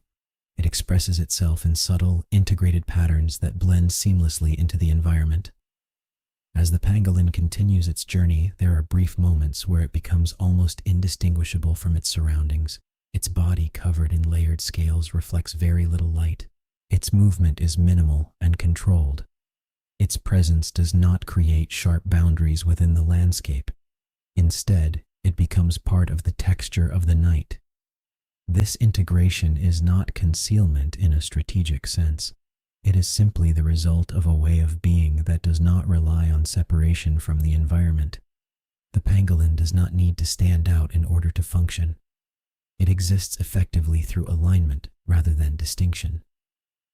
In this state, silence and survival begin to merge. The same conditions that create silence also support safety. The absence of unnecessary disturbance reduces risk. The stability of the environment allows for predictable responses, and within this stability, the pangolin moves with quiet confidence, not because everything is safe, but because everything is understood within the limits of its awareness. Occasionally, subtle shifts occur within the silence, a distant movement in the forest, a faint vibration traveling through the ground, a change in air pressure that passes almost unnoticed. These are not disruptions. They are variations within the same continuous field. The pangolin registers them without breaking its rhythm. What is remarkable is not the absence of sound, but the way silence contains these variations without collapsing. It does not require uniformity. It allows complexity to exist without fragmentation. And in this way, silence becomes a structure rather than an absence. As the night deepens further, the pangolin continues to move through this structure with steady ease. Its actions remain consistent, its responses measured, its presence quiet but continuous. There is no urgency in its behavior, no pressure to accelerate or change direction without cause. Even when it pauses completely, the silence does not change. It simply accommodates the stillness, incorporating it into its ongoing flow. The forest does not differentiate sharply between movement and rest. It treats both as part of the same unfolding state. And so, as this chapter gently approaches its end, the image that remains is not one of emptiness, but of fullness without noise, a world where silence is not lack, but presence, where stillness is not absence, but structure, and where the pangolin moves through it all as a quiet participant in a living system that breathes without sound, continuing endlessly into the night. Chapter 15. The Edge of Awareness. In the continuing depth of this slow and unbroken night, there comes a subtle shift in the quality of perception, as if the world itself is gently stretching the boundaries of what can be noticed without disturbing its own stillness. The forest remains quiet, yet this quiet is no longer uniform. It carries layers, gradients, and faint variations that only become visible when attention itself slows down enough to match the rhythm of the environment. Within this refined state of awareness, the pangolin continues its solitary movement, though even the idea of movement begins to feel different here. It is no longer a clear separation between action and rest. Instead, it becomes a soft continuum, where each motion emerges naturally from stillness and returns to it without interruption. Awareness, in this context, is not sharp or narrow.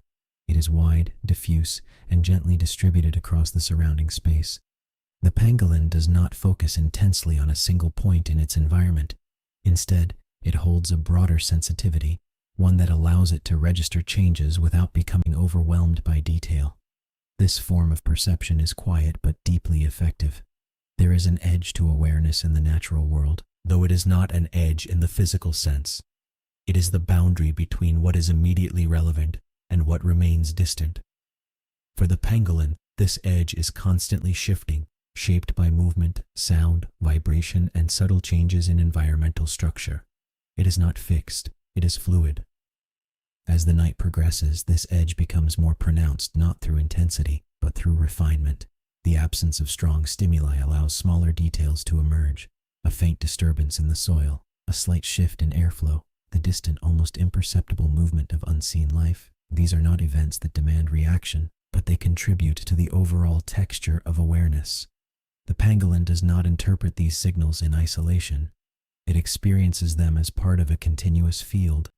Nothing stands alone. Everything is connected through layers of subtle relationships that are felt rather than analyzed. This is not thinking in the human sense. It is a form of embodied understanding. There are moments when the pangolin pauses completely, and in these pauses, the edge of awareness becomes even more visible. Stillness does not reduce perception, it refines it. Without movement, the surrounding environment becomes more apparent in its quiet complexity. The forest is not silent in a flat way. It is filled with faint, layered presence. In these moments, the pangolin is neither fully active nor inactive. It exists in a state that lies between definitions. It is aware without effort, present without tension, engaged without urgency. This balance allows it to remain connected to its surroundings without being pulled into constant reaction. The idea of edges extends beyond perception into behavior. Every action the pangolin takes is shaped by thresholds: when to move, when to stop, when to feed, when to withdraw. These decisions are not conscious calculations. They are responses to subtle internal and external alignments that define what is appropriate in each moment. There is a quiet intelligence in this responsiveness. It does not rely on prediction in a structured sense. It relies on sensitivity to immediate conditions. The pangolin does not need to foresee every possible outcome. It simply responds to what is present, adjusting continuously to maintain balance within its environment. As it moves forward through the forest floor, its interaction with the ground becomes almost conversational. The soil offers information through texture, resistance, and vibration. The pangolin responds with adjustments in weight, direction, and speed. This exchange is constant, though rarely noticeable as separate events. In this way, the boundary between organism and environment becomes increasingly soft. There is no clear division between the pangolin acting and the forest responding. Instead, there is a shared system of continuous feedback, where each influences the other in subtle, ongoing ways. Even the idea of direction becomes less rigid here. The pangolin does not always move toward a fixed point. Its path is shaped by opportunity, by subtle signals, and by the changing conditions of the ground beneath it. Movement is not linear, it is adaptive. At times, this adaptability brings it close to invisible thresholds within the environment. Areas where the soil is denser, where insect activity is more concentrated, where the structure of the forest floor changes slightly in composition. These thresholds are not marked, but they are felt. The pangolin interacts with these boundaries without hesitation. It does not pause to analyze them, it simply adjusts. This continuous adjustment is what allows it to remain effective within a constantly shifting environment. There is also a deeper layer to this edge of awareness that extends into risk. Not risk as a constant presence, but as a variable condition that arises and dissolves within the night. The pangolin does not dwell on this possibility. It integrates it into its overall sensitivity to the environment.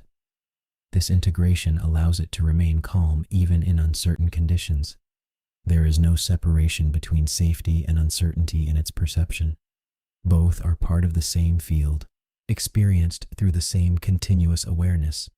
As the night deepens further, this edge of awareness becomes less about detection and more about alignment. The pangolin is not searching for anything specific. It is simply moving within a system that continuously informs its behavior. Every moment carries its own guidance. The forest itself seems to participate in this dynamic.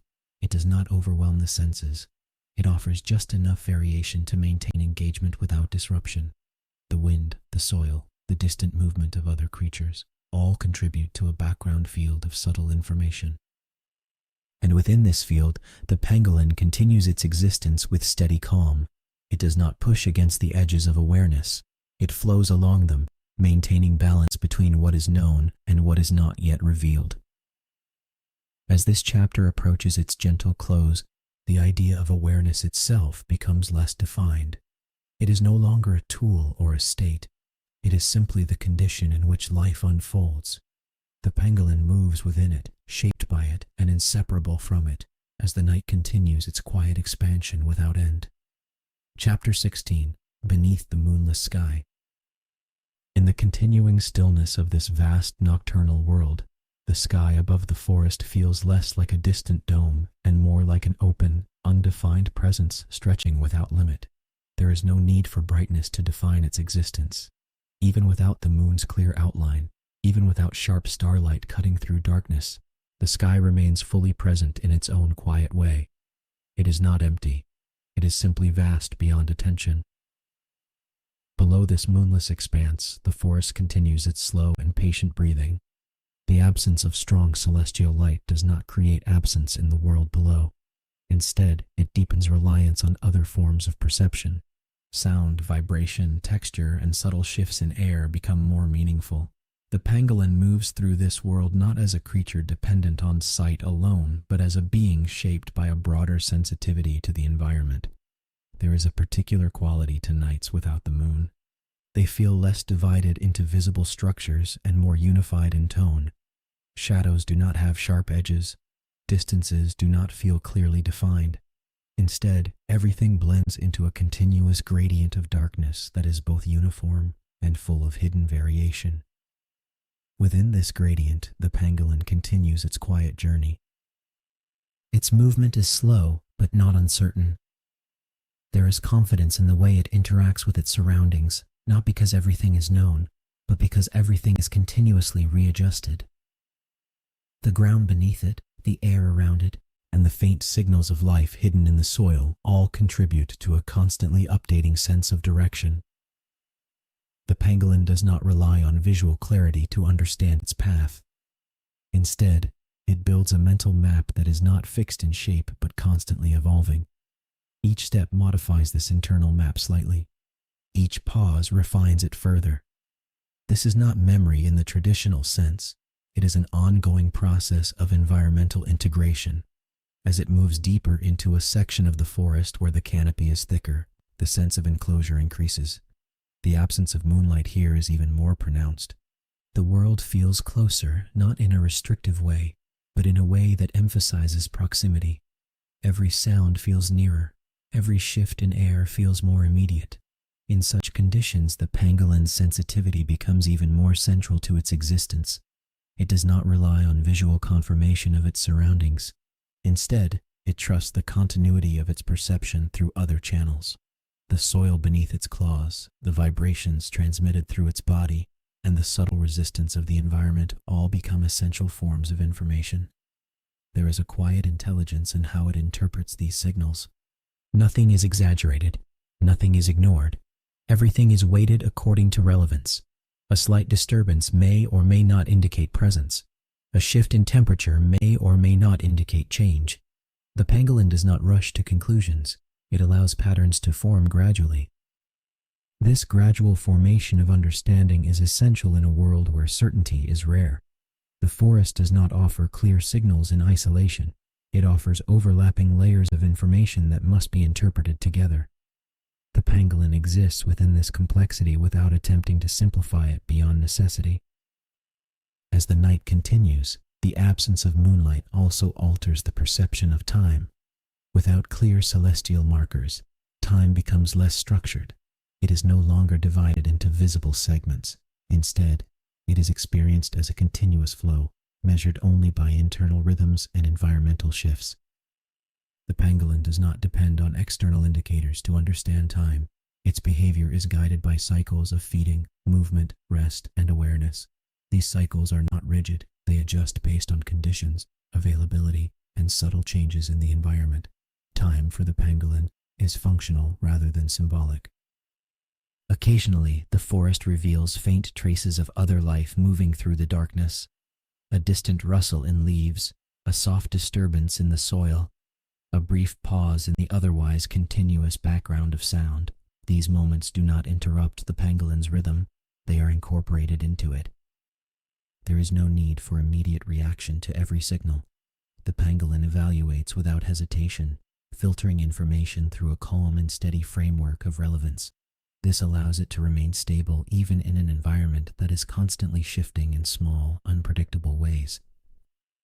The absence of moonlight also enhances the importance of proximity. What is near becomes more significant than what is distant. The immediate environment defines experience more than any far-reaching visibility. The pangolin operates within this near-field awareness, where every small detail carries potential meaning. As it moves, its body remains closely aligned with the ground. There is no unnecessary elevation or exposure. The form of the pangolin is naturally suited to this kind of environment. Its low profile, its protective scales, and its controlled movements all contribute to a sense of continuity with the terrain. Even the texture of the soil becomes a form of guidance. Variations in density, moisture, and composition all influence direction and behavior. The pangolin does not simply move across the forest floor, it reads it continuously, responding to subtle changes as part of its ongoing adaptation. In this moonless night, the boundaries between visible and invisible life become even more fluid. What cannot be seen is not absent, it is simply expressed through other channels. The pangolin exists within this expanded field of perception without needing to resolve it into clarity. There is a quiet stability in this way of being. The lack of visual dominance does not create confusion. Instead, it allows other senses to operate with greater importance. The world becomes less about appearance and more about interaction. As the forest continues its slow, uninterrupted rhythm, the pangolin remains part of it, moving through layers of darkness that are not empty but full of subtle structure. Each step is part of a larger continuity that does not depend on visibility to exist. And as this chapter gently draws to a close, the moonless sky remains above, vast and silent, holding the forest beneath it in a shared state of quiet unfolding. The pangolin continues forward, guided not by light, but by a deeper alignment with the world it inhabits, as night stretches endlessly in every direction without need for illumination or end. Chapter 17. The Memory of Earth. In the continuing stillness of this deep and unbroken night, the forest begins to feel less like a place and more like a memory that is constantly being rewritten. Not a memory in the human sense of recalling events, but a living memory embedded in the ground itself, where every layer of soil holds traces of what has passed through it. Every step, every disturbance, every moment of contact leaves behind a faint imprint that slowly becomes part of the Earth's ongoing record. The pangolin moves through this living archive without awareness of it as an archive. It does not think in terms of history or accumulation, yet its presence is continuously recorded in the most subtle way imaginable. The soil remembers pressure, it remembers passage, it remembers disruption and return to stillness, and in this way, the earth beneath the pangolin is never truly neutral. It is always carrying echoes of what has recently moved across it. There is something deeply layered in this concept of ground as memory. It does not store information in clear, defined forms. Instead, it holds impressions, partial traces, and fading signals that are constantly being overwritten by new activity. Nothing remains fixed. Everything is in transition. And yet nothing is entirely lost either. It is all absorbed into a continuous process of transformation. As the pangolin continues its slow journey, it interacts with this memory without separating itself from it. Each step it takes becomes part of what the ground will carry forward. Each pause adds another layer of quiet imprint. There is no distinction between acting upon the earth and becoming part of its memory. Both occur simultaneously. The forest floor is not uniform. It changes subtly across distances that are not immediately visible. Some areas are softer, shaped by moisture and decay. Others are firmer, compacted by time and repeated passage of life. The pangolin does not need to recognize these differences intellectually. It responds to them instinctively, adjusting its movement based on the feedback it receives through contact. This feedback is continuous and subtle. The pressure of the ground against its limbs, the slight shift in resistance as it moves forward, the way certain areas yield more easily while others hold firm. All of this becomes part of a silent dialogue between body and environment, a conversation that never pauses. In this dialogue, memory is not something that belongs only to the past. It is active in the present moment. The ground is shaped by what has already happened, and in turn, it shapes what is currently happening. The pangolin exists at the center of this exchange, not as an external observer, but as an active participant. There are places in the forest where this memory feels denser, areas where many forms of life have passed through over long periods of time. In these places, the soil carries a different kind of sensitivity. It responds more quickly, more distinctly, as if the accumulated history of movement has made it more responsive to new interaction. The pangolin moves through these areas without hesitation. It does not distinguish between new and old in any conscious way. Yet its body responds to the subtle variations in texture and resistance that reflect this deeper accumulation of life. It adapts without needing to interpret. At times, the memory of the earth reveals itself in indirect ways. A faint depression in the soil where previous movement has compacted layers differently. A subtle change in the distribution of small organic fragments. A shift in moisture that suggests past disturbance. These are not signals in the conventional sense. They are residual patterns, echoes of earlier presence. The pangolin does not analyze these patterns. It flows through them. Its own movement becomes another layer added to the same system of accumulation and transformation. There is no final state of the ground. There is only continuous rewriting. As the night progresses, the concept of time begins to feel increasingly integrated with this idea of memory. Time is not separate from the Earth's record. It is expressed through it. Each moment becomes a thin layer added to what already exists beneath the surface. The present is always resting on top of accumulated presence. In this layered structure, the pangolin's existence becomes part of a larger continuity that extends far beyond any single moment. It is not isolated in time. It is embedded within it, just as it is embedded within the soil itself. Movement and memory are not separate processes. They are two expressions of the same underlying system. Even stillness contributes to the system. When the pangolin pauses, it is not absent from the memory of the earth. Its weight remains present. Its shape leaves a temporary impression. Its stillness becomes another form of input into the ongoing record of the ground. There is a quiet depth in this relationship between life and terrain. It does not rely on visibility or awareness. It functions continuously regardless of attention. The earth records without intention. The pangolin participates without reflection. Together, they form a system of mutual influence that operates beneath conscious recognition. As the forest continues its slow rhythm, the idea of memory expands beyond the ground itself. The entire environment becomes a layered archive of interactions. Trees carry traces of growth and decay. Air carries traces of movement and temperature shifts. Even silence carries traces of what has recently occurred within it. The pangolin exists within this expanded field without resistance. It does not attempt to separate itself from the layers of memory around it. Instead, it becomes another layer within the same continuous structure. Its presence is temporary, but its influence is recorded. And yet, nothing in this system feels heavy. Memory here is not burden.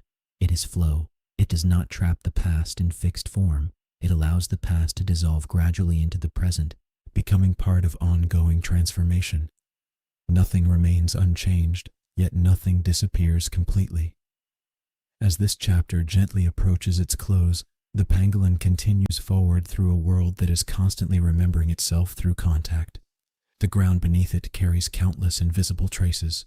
The air around it holds faint echoes of passage, and within this living continuity, the pangolin moves quietly, adding its own presence to the ongoing memory of the earth as the night continues without interruption or end. Chapter 18: The Slow Intelligence of the Forest. In the continuing depth of this vast and unbroken night, the forest begins to feel less like a collection of separate living things, and more like a single distributed intelligence that does not think in words or images, but in patterns, cycles, and quiet responses. It is not intelligence in the human sense of planning or reasoning. It is something older, more diffuse, and more patient. an intelligence that emerges from constant interaction between soil, roots, insects, air, and all the small movements that pass through them. Within this living system, the pangolin continues its solitary path, but the idea of solitude itself begins to shift in meaning. It is no longer isolation from other minds. It becomes participation in a wider awareness that does not belong to any single creature. The pangolin does not need to communicate with the forest for this connection to exist. It is already embedded within it, as naturally as a ripple is embedded within water. There are moments in this night where the forest seems to anticipate change before it fully arrives, not in a mystical sense, but through the accumulation of countless small signals. A slight shift in humidity, a subtle change in pressure near the ground, the faint rearrangement of movement patterns among insects and other nocturnal life. Each of these signals is insignificant on its own, but together they form a kind of distributed sensing system. The pangolin is part of this system. It does not observe it from outside. It contributes to it simply by existing within it. Each step it takes adds information to the environment. Each pause slightly alters the distribution of pressure in the soil. Each feeding event changes the local structure of underground activity. None of these actions are isolated. All of them become part of a shared informational field. This is what can be described in a quiet and cautious way as the slow intelligence of the forest. It is not centralized. It has no single point of control. It does not make decisions. Instead, it emerges from continuous interaction. It is the result of everything responding to everything else, endlessly adjusting in small, almost invisible ways. As the pangolin moves through this system, its behavior is shaped by this intelligence without it ever needing to recognize it. It does not receive instructions, it receives conditions. And it responds to those conditions in ways that maintain balance between its needs and the environment it depends on. There is a deep stability in this arrangement, not the stability of stillness, but the stability of constant adjustment. Nothing remains fixed, yet nothing collapses into chaos. Everything is held together by the continuous responsiveness of its parts. The forest does not require control, it requires participation. The pangolin's senses are tuned to this distributed field in a way that allows it to interpret subtle changes without overreacting to them. A slight increase in vibration might indicate movement nearby, or it might simply be the result of natural settling in the soil. The pangolin does not rush to define these signals. It allows them to exist as possibilities until further context clarifies their meaning. This patience in interpretation is essential. In a system where information is continuous but rarely definitive, premature conclusions can lead to unnecessary disruption. The pangolin avoids this by maintaining a steady openness to uncertainty. It does not force clarity where clarity has not yet formed.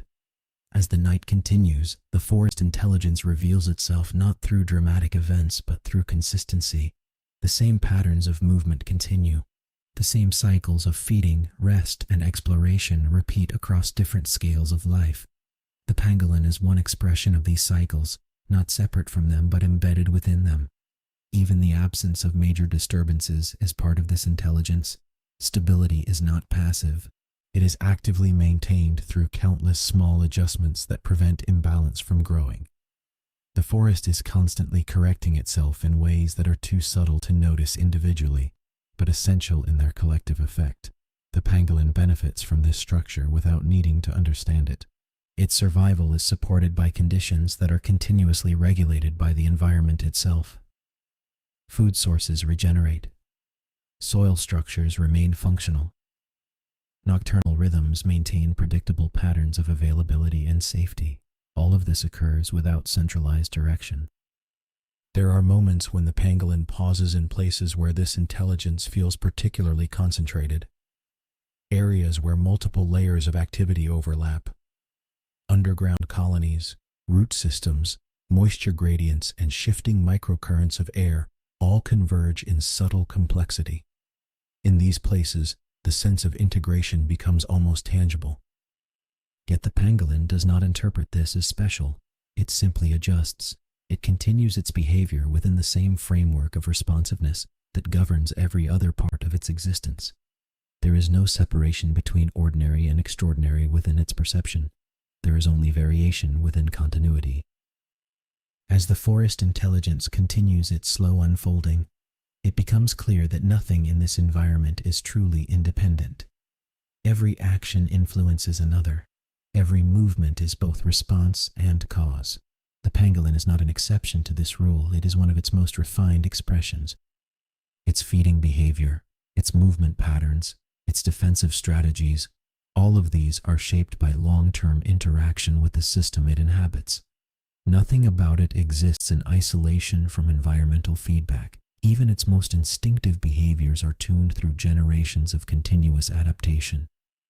And yet, despite this deep integration, there is still individuality in its presence. The pangolin is not dissolved into the forest intelligence. It remains a distinct form of life, moving through the system with its own rhythm, its own constraints, and its own quiet trajectory. This coexistence of individuality and integration is one of the most subtle aspects of the natural world. The pangolin is separate enough to act, yet connected enough to remain aligned with the larger system. It does not break the intelligence of the forest. It participates in it. As the night deepens further, this slow intelligence continues without interruption. There is no end point, no final structure, no moment of completion, only continuous adjustment, continuous response, continuous unfolding across scales too large and too small to be fully perceived at once. And within this unfolding, the pangolin continues its quiet path, moving through a world that is not only around it, but also beneath it, above it, and within every subtle interaction it participates in. A world that does not think in conclusions, but in endless, living continuity. Chapter 19. The Weight of Stillness. In the continuing depth of this unbroken night, stillness begins to feel less like the absence of movement and more like a presence in its own right. It is not empty. It is not passive. It is a form of weight that settles over the forest, not pressing down with force, but existing with such consistency that everything within it adjusts naturally to its influence. Even the smallest sounds seem to take on a different quality, as if they must pass through layers of quiet before they can exist at all. The pangolin moves through this weighted stillness without resistance. Its body does not challenge the environment. It conforms to it. Each step is measured not by intention, but by alignment. The ground beneath it responds with subtle feedback, and that feedback shapes the next movement. There is no separation between action and response. They are part of the same continuous exchange. Stillness in the natural world is often misunderstood as inactivity, but here it is more accurately a state of heightened subtlety. Everything becomes more delicate, more finely tuned. The absence of disturbance allows smaller variations to emerge, a slight shift in soil density, a faint change in air temperature, the nearly imperceptible movement of life hidden beneath layers of earth. All of these become more meaningful within this expanded quiet. The pangolin exists comfortably within this condition. It does not interpret stillness as something to be broken. It recognizes it as part of the environment's natural rhythm. When it pauses, it is not stepping outside of activity. It is entering a different mode of participation. Stillness becomes another way of moving through the world, just without displacement. There is a certain depth to this experience that cannot be measured in visible terms. It is felt rather than seen. The forest floor, the surrounding air, the distant layers of vegetation, all seem to participate in a shared reduction of unnecessary motion. Even the concept of urgency feels distant here, as though it belongs to another layer of existence that is not currently active. Within this deepened stillness, the pangolin's senses become more refined, not sharper in intensity, but more attuned to subtlety. It does not need to search aggressively for information. The information arrives gradually, embedded within the environment itself. A change in pressure beneath a fallen leaf, a slight vibration traveling through compacted soil, a distant pattern of movement that does not repeat in the same way twice. The pangolin does not react to every signal. It filters them naturally, allowing only what is relevant to influence its next action. This filtering is not a conscious decision. It is an instinctive calibration shaped by long interaction with the world, where overreaction can be costly and unnecessary response can disrupt balance. Stillness also changes the way distance is perceived. In the absence of strong movement cues, near and far become less sharply defined. Everything feels part of a continuous field, where separation is more gradual than absolute. The pangolin moves within this field without needing to constantly redefine its position within it. It simply adjusts as needed. There are moments when the stillness becomes so complete that even the idea of direction feels softened. The pangolin is no longer moving toward something in a strict sense. It is moving within conditions that are continuously unfolding. Direction becomes a temporary interpretation rather than a fixed trajectory. This does not create confusion. Instead, it creates flexibility. The pangolin is not locked into rigid pathways. It responds to immediate context, allowing its movement to remain adaptive. If the ground changes, it changes with it. If the environment shifts, it recalibrates without hesitation. The forest itself contributes to this state of weighted stillness. It is not static. It is quietly active in ways that do not disrupt its overall calm. Moisture continues to circulate through soil layers. Insects continue their hidden cycles. Roots continue their slow expansion. Life does not stop. It simply lowers its intensity.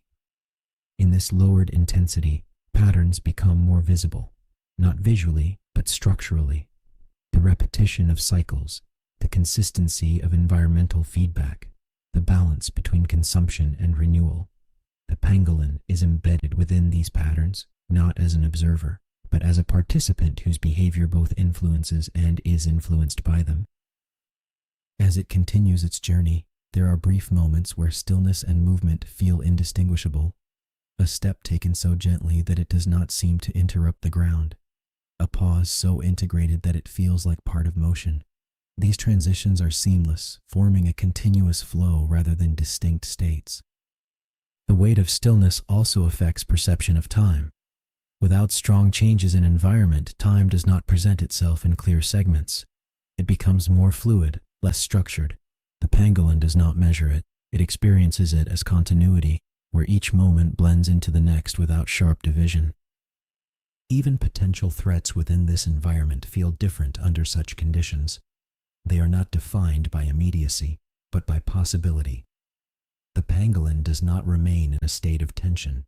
It maintains readiness without agitation.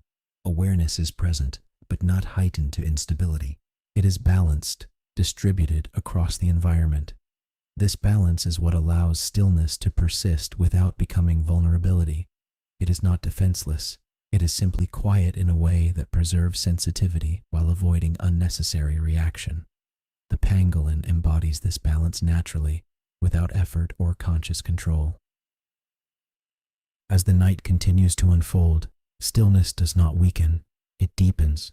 It becomes more layered, more integrated into the structure of the forest. The pangolin remains within this structure, moving gently through it, responding to it, and contributing to it with every subtle interaction.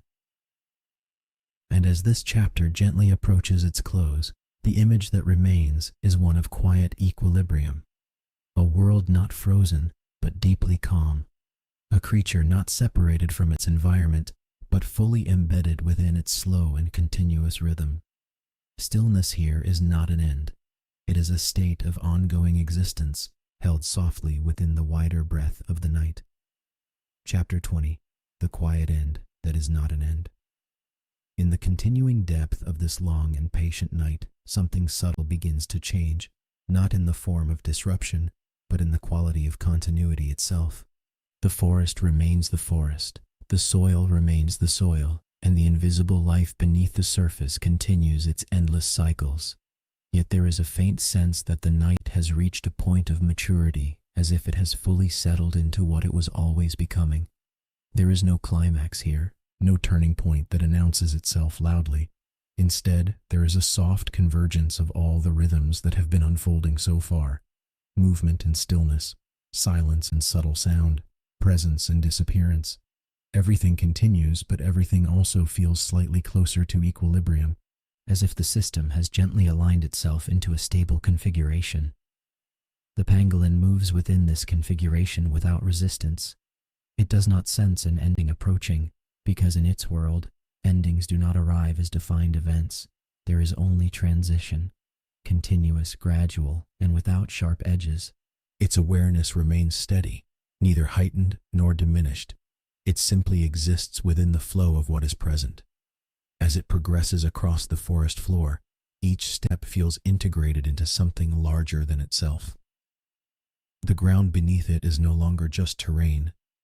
It is a living record of everything that has passed through it, layered with countless traces of time, every impression left behind by movement, every subtle compression of soil, every return to stillness becomes part of an ongoing structure that never stops rewriting itself. The pangolin is both part of this structure and shaped by it. It does not stand outside the system of the forest. It is embedded within it, as deeply as any root or tunnel or unseen colony beneath the earth. Its existence is not separate from the environment. It is an expression of the environment continuing itself through a different form. In this final stretch of the night's continuity, perception becomes even more refined, but also more unified.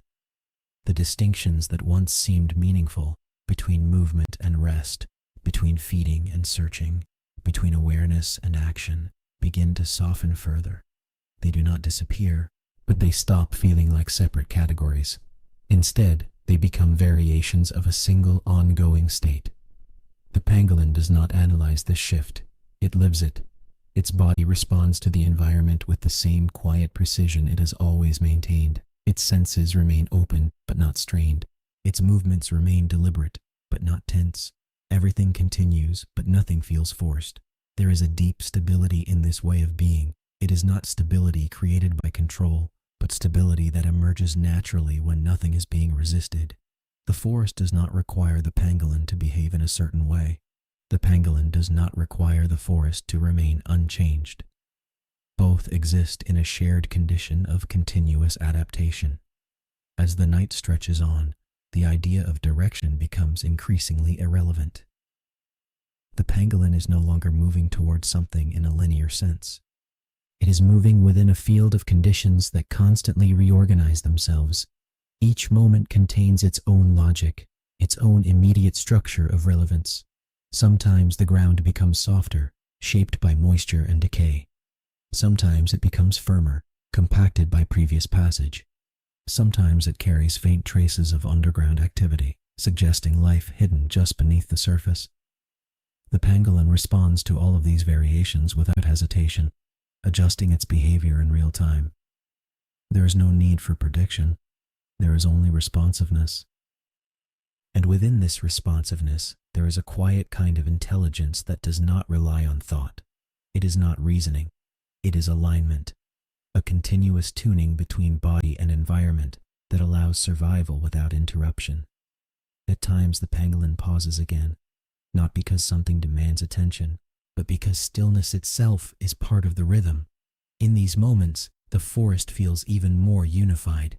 The absence of movement does not create emptiness. It reveals structure.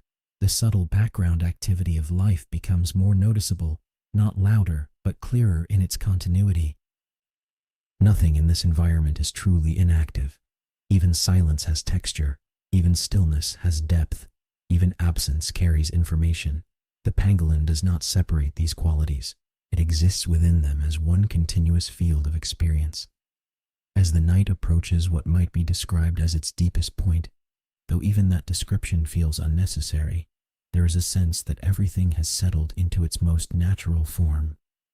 Not final, not concluding, but simply stable within its own unfolding. The forest is not reaching an end.